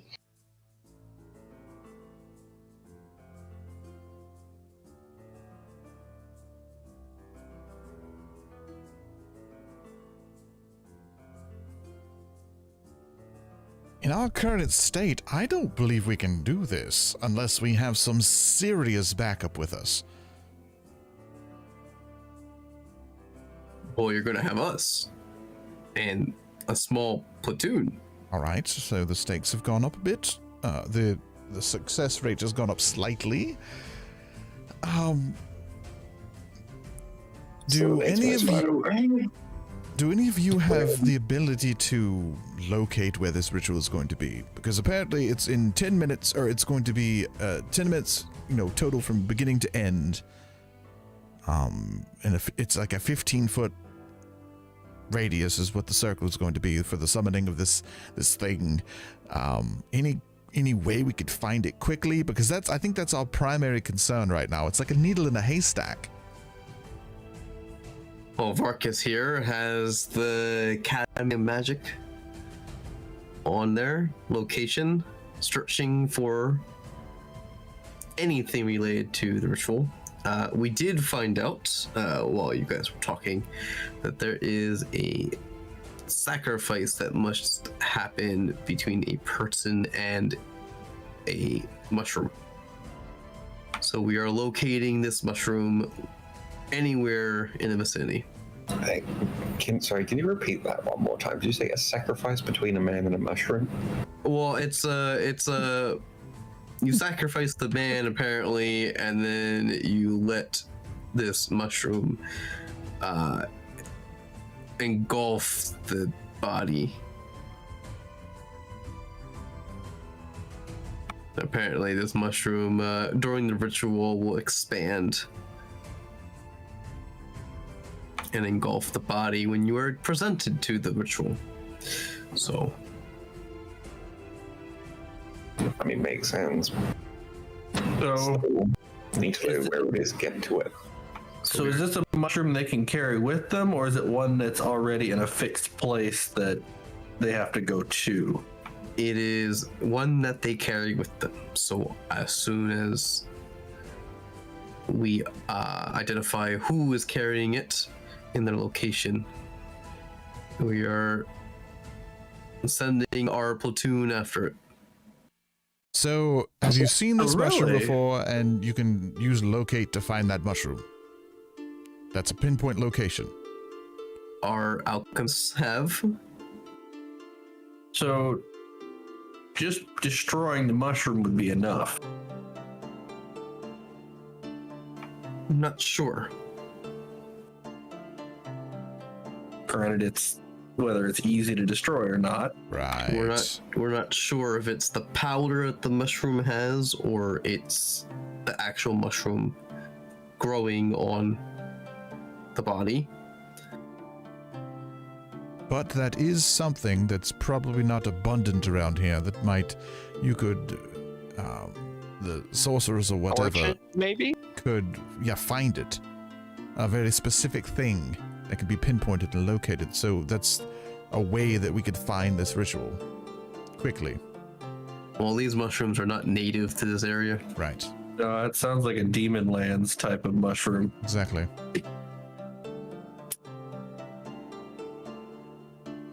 That kind of makes it a little easier there in finding it. It makes me feel a little better having a dragon with us. Right. Wait, And- there's a dragon? Norazian kind of yes, wings. you I suppose you guys didn't know this, Grimbolt, Jane. Norazian over there is a dragon. This is just his humanification form. As Jane's head whips up and turns slowly to look at this Neurazian fellow. So, A dragon? so again, why did you need us again for this? We need a party to destroy him. We can occupy everything else. We just need someone You to can't destroy him. find, locate, and dive bomb the ritual using, I don't know, what you dragons have, fire breath or something. Disrupt this ritual. I'm sure that, being engulfed in flames would definitely be a little bit of a disturbance. I mean, pretty sure if he takes his natural form and, just goes on a rampage, would interrupt the ritual. Or even heck, find the location, get the mammoth, and carry it, drop it in the middle of it. I think that's what they were starting to say earlier before we interrupted them about the mammoth. They were going to outfit it with like some armor or something. And maybe a potion of feather fall. To drop It's going to be bigger than 15-foot splatter.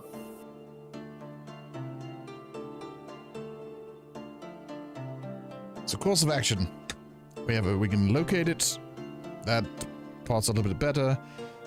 We are approaching our time of discussion is taking a little longer than what probably was initially thought of. So time is ticking as we speak. With the help of our friends here, with the location of this, are we going to do this? So, let me ask this. Let's say we take this mission and we get started. If at any point we decide it's not possible, will there be a punishment for us leaving this mission?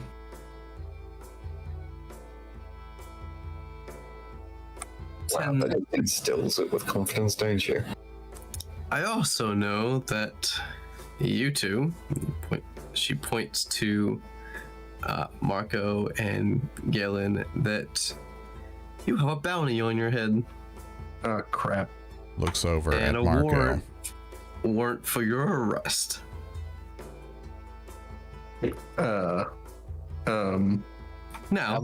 Yeah, that's a thing. as queen, I can easily make this disappear. Okay, so there's no saying no for me. Got it. Talon If you just decide to run- glares at Marco. If you decide to run, you'll always have bounty hunters on your back. I won't. Well, at least you know you'll still be alive. Continues to glare at Marco. So No I'm fur stuck in off this. My back. Regardless of what anybody else decides, I'm stuck in this. Got it. All right, well, in that case, I'm going to need that mammoth outfitted with some serious armor. Same. Looks like I'm going in. Lawrence gets super excited. Like, you can see like the smile of like when you said outfit a mammoth, it was just like, oh my god. Like he's like now like a giddy little child.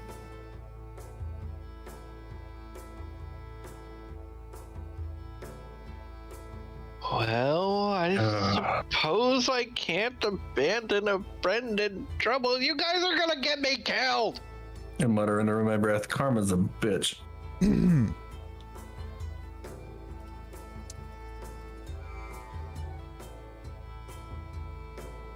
Really no choice but to go in, so let's... I'm in.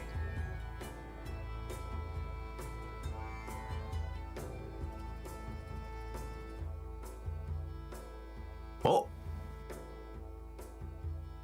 if that's the case, do you need do you want new weapons, supply?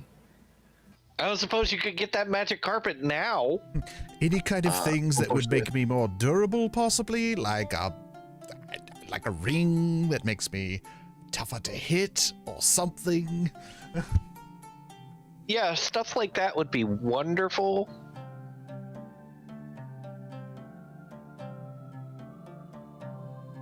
Potions of healing, like really good potions of healing, like top of the line. Potions we can do. Rings.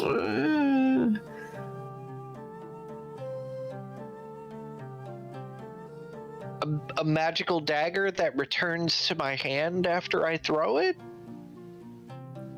Like on a command or something?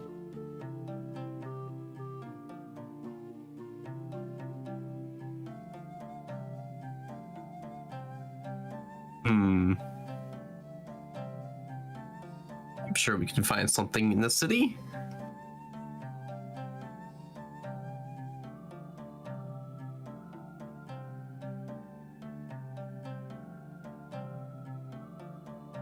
I mean, if I have to, I'll give it back when I'm done, but, you know.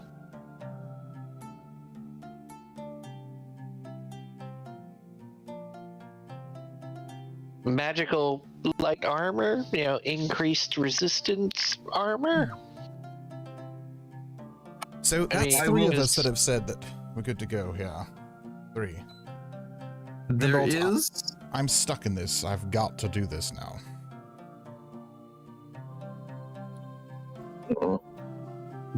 Marcus kind of looks over and eyes the group. Says, "It is still early.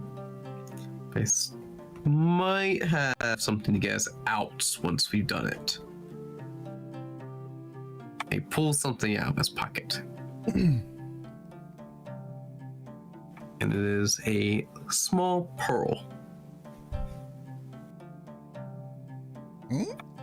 Probably about the size of like a D20.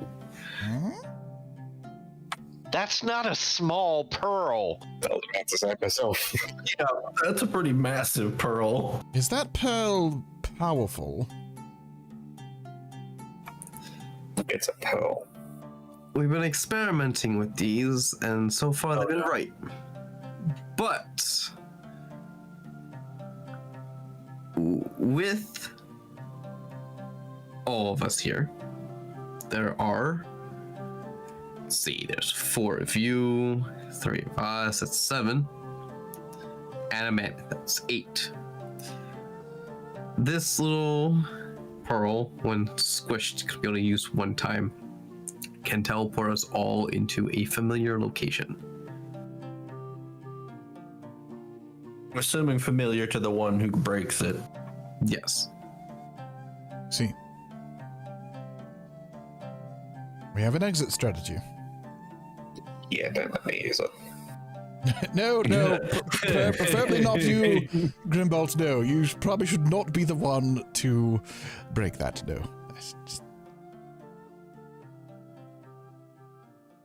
I'm assuming there's a range limit on it too.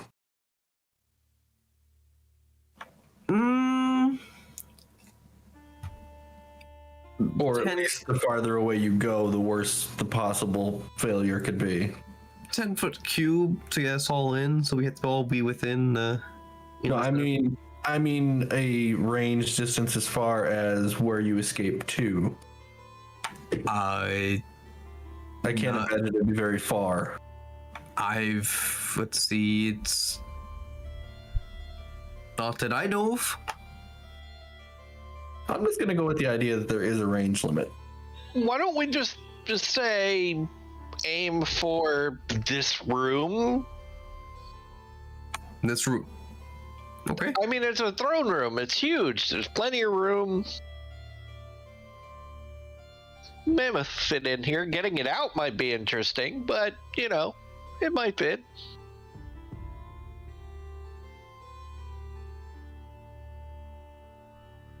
I'm sure the queen won't mind in an emergency situation.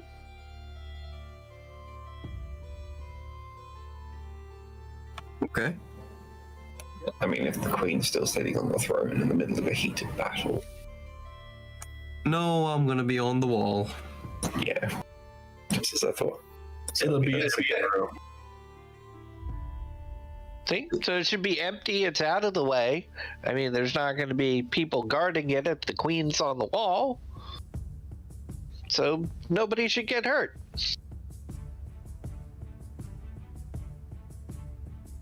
I just want to note I'm keeping the armor when we're done for the mammoth. He didn't even wait for a reply. That was just a statement. She kind of just shrugs. She's like, "We don't have mammoths. I don't care." If I can get this magical dagger and some potions of really good healing.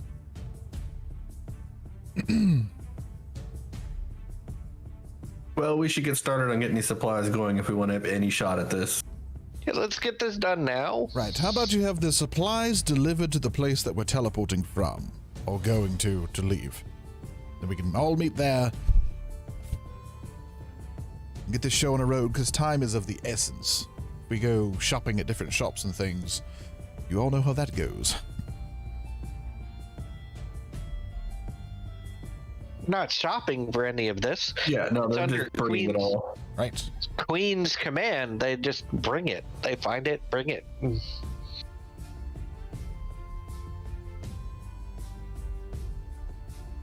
For an archaeologist, you seem to know exactly how this particular palace works. Been here before. Well, he did work for a shadow organization, whether he knew it or not. Hey, I got the gender right that time. Yay! There's a first time for everything. Like Jane not dying in a fight. Yeah, hopefully, Hopefully. you know, some magical armor will help prevent that this time. And you kind of need it for this particular one. Indeed.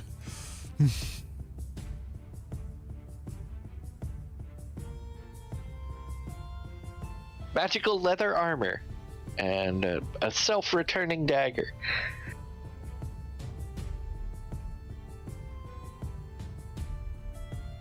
Yes, I have no idea what I could use. Make me more Magical durable, but- armor.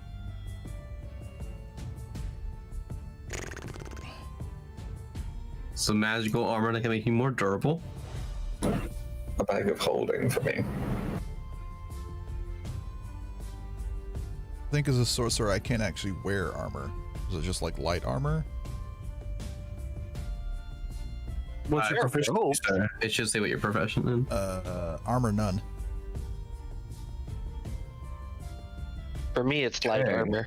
So you can only wear like Robes. Yeah. yeah, like, Yep, that's like why- decorative, like That's why I've been, standard stuff. yeah, that's what I've been saying, like rings, or I don't know if bracers would count or something, you know? Or like a necklace, or those kind of things. That's why I'm always asking for that, because I literally am wearing no armor, because I can't. And what are you looking for in a ring? Just something that would make me harder to hit, I believe. Like, maybe, let's see. Something that might make something bounce off if it hits me, or... A ring of misprojection so that you, like, look like you're in a different spot? Oh. That way you don't actually get hit in the first place. Can you do that with a ring? Like a mirror image or something?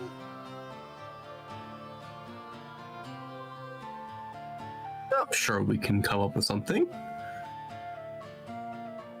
The only issue is, if it's something that I would have to, I guess, activate, I have very limited capabilities for the number of spells I can cast in a day.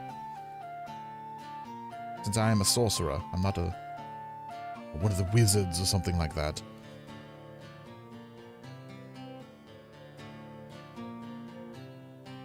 But if it's something like the ring can activate on its own, maybe like it's like a once per day or something, that might be very beneficial in case, say, like a giant ogre is in my face and I'm out of everything.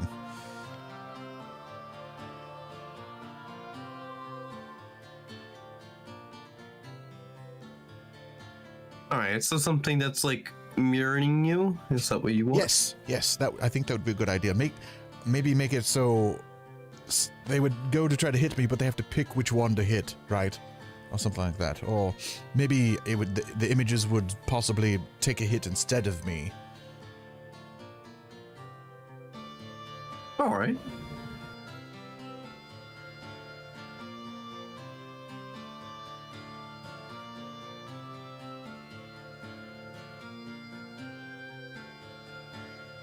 Bag of holding for me. Bag of holding. So you want a dagger that returns and magical armor for more durable, like meaning like your health wise, or like how hard when something hits you. Like, you know, more armor. Make me really hard to hit.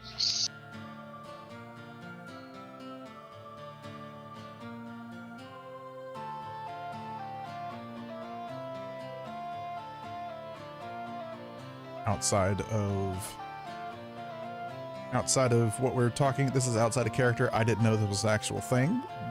But there is a ring of mirror image. And it's pretty good. In terms of the toilet, I'll be right back. Yeah. And And maybe a ring of invisibility? As long as you armor up the mammoth, because I'll be riding that, and then get me some potions of growth, I'm good.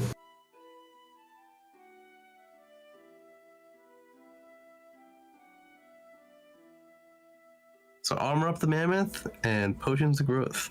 All right. Because, I mean, it should be a sufficient distraction. A giant turtle riding a giant mammoth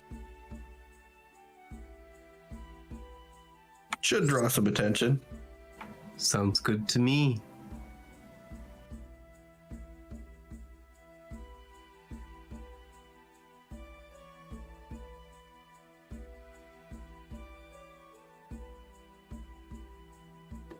So Vargas is just sitting here writing. He's like, so we got a magical armor for durable. More durable. We got a dagger that returns to you, bag of holding, ring that makes hard to hit, or a amulet or some sort, or a ring of some sort that mirrors yourself, and armor up the mammoth and potions of growth. And is it possible to get a ring of invincibility? He kind of just sighs. I mean, somebody's gonna have one somewhere in the city. As long as it's within reasonable time to get a hold of it. Yes, this is very quick to run around the city to find all these objects.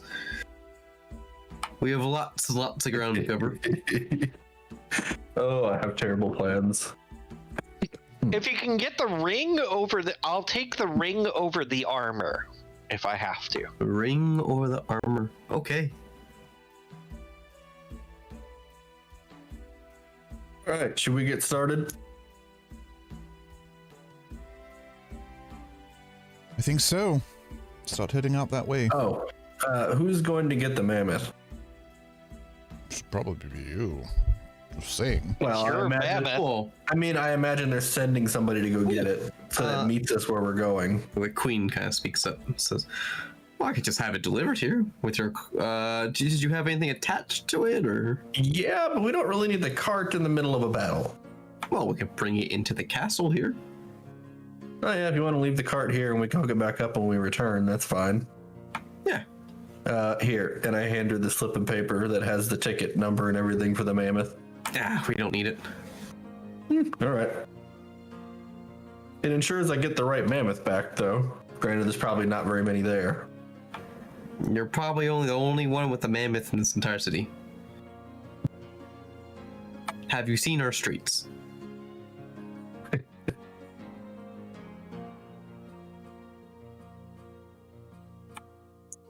We'll get it here. And your cart. Is there anything else around the city that you left? No. Okay. Oh, I have a trade ship somewhere. I hope it doesn't get That's destroyed. not in the city, Galen. Just putting that out there. There's the harbor. Yes, I don't want that to get destroyed. Hope it's okay. I mean, Are it's you literally out on the seas at the moment. I believe so. Are you expecting to bring it here in the port? I mean, possibly. Well, hopefully not during the battle. No, not right? during the battle, not during the war. No. But that might be something we could talk about as well. I'm quite the merchant, but that is a later talk, not now. We need to. This is where we are quite time strapped.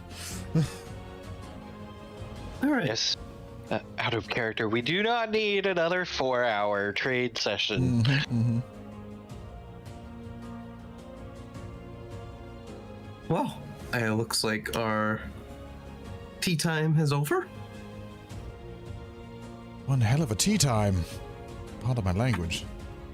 I don't even remember drinking tea.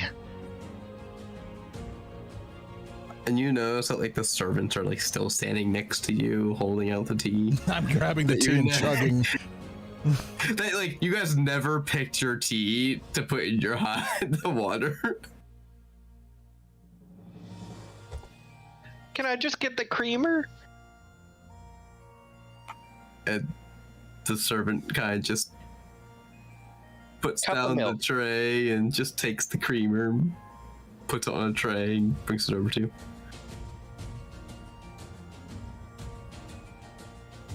Let's go. And then just take a long swig of milk and then leave. Yep. So what do you need us to do at this moment? Just wait for all the preparations to come to us? I believe Yeah. we need to make our way to the wall. I think everything's coming up here, and then we're going... Where are we teleporting from to the wall? Here?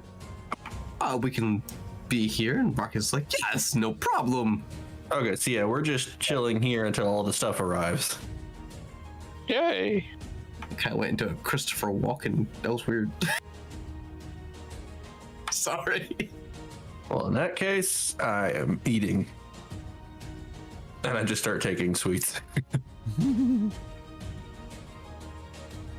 And By the way, my debt is cleared after this. That's not a question. your debt Same. is cleared. Yep. And that is where we're going to end this session. All right. So do I get to add a ring of invisibility? I'm going to have Guess to we'll figure out find this list. Yep, next session, guys. I sent you a link. I looked it up after we came up with the idea.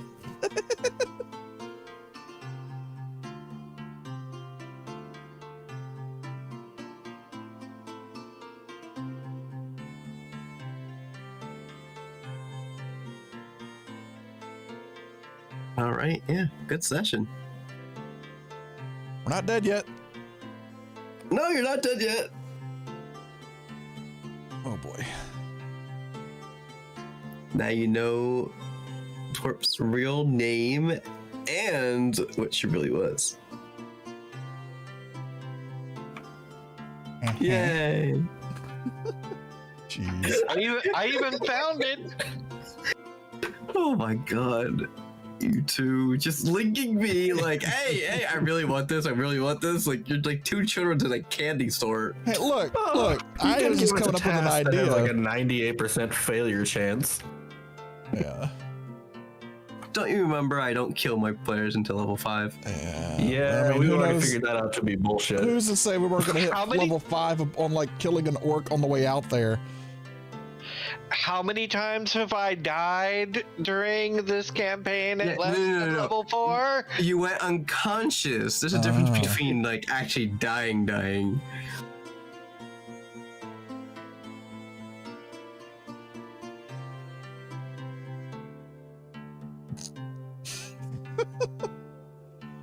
Oh I'm excited. boy.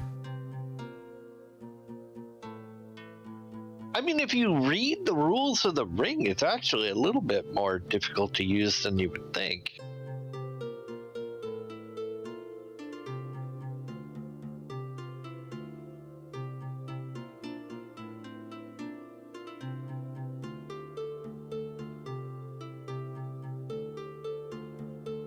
You just want the ring invisibility because you just want to feel like Frodo.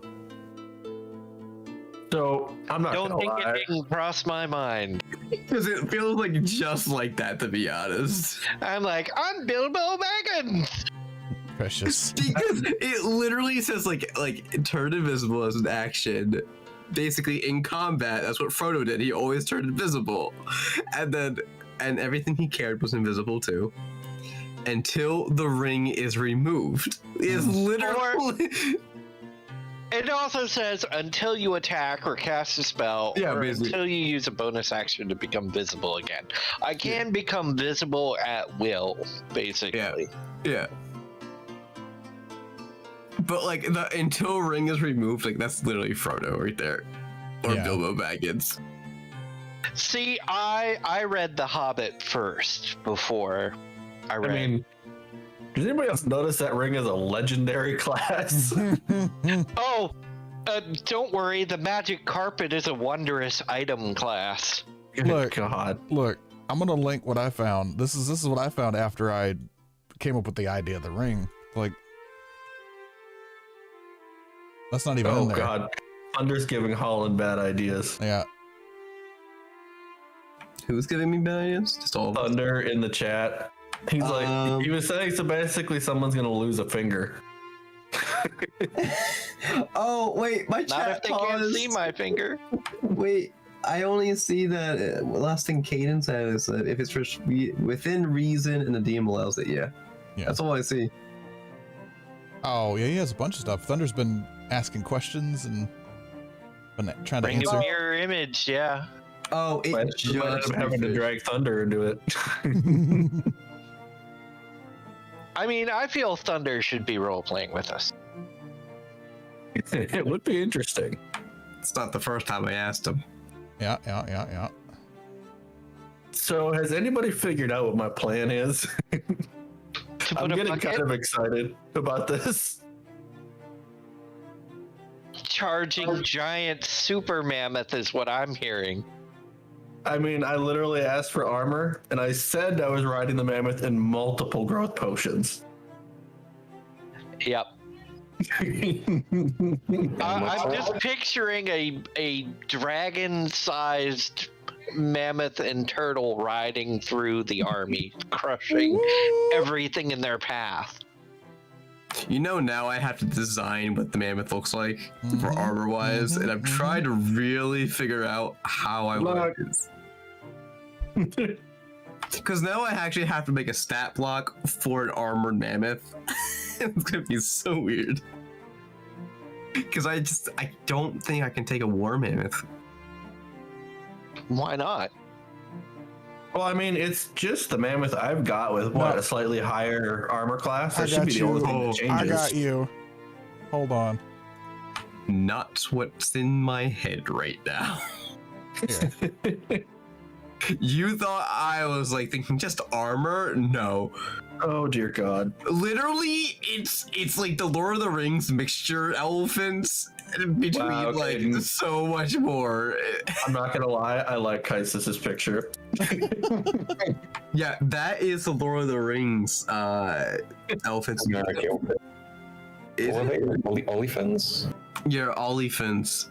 And in the giant war, they actually had metal spikes on the tusk and then a giant spike chain going across the tusk to tusk. And so it acted like a lawnmower. I think that also Yeah. appeared in their model for one of like Lord of the Rings games. Yeah, that was when the army was traveling. God, I watched Lord of the Rings way too much. Yeah, When these they were in the fight, they had the chain and they were just mowing down Yep. troops left and right. They were just swinging their heads and just destroying troops by thousands. I mean, Marco has no stealth, so I'm abandoning that concept. Mhm. Yeah, So- but see, the cat does, and the ring of invincibility is kind of like perfect for him. Marco, want to carry me on top? I mean, I'm good with that. I'm literally planning on using a growth potion on this mammoth, so I mean, if you carry me around, let's bump it up an extra growth size. Add an extra set of horns. No, just another enlarge, so it goes up a size category. I mean, Marco's not hiding the fact that we're planning on marching into this fight with a gargantuan class mammoth. It'd be gargantuan after yours, right? No, it's already huge class, so gargantuan is next. And then what's the one after that?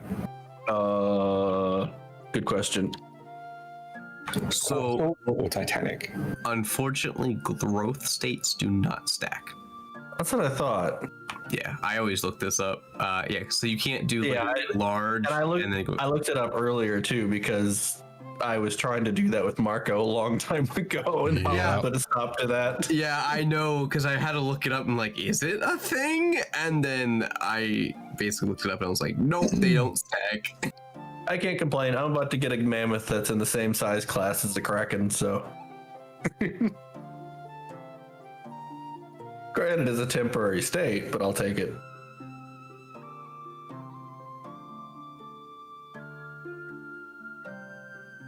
Alrighty. Be it for the stream. Darkwing, does this remind you of a certain cartoon you watched recently? Thanks for watching, everybody. Oh. You mean the one that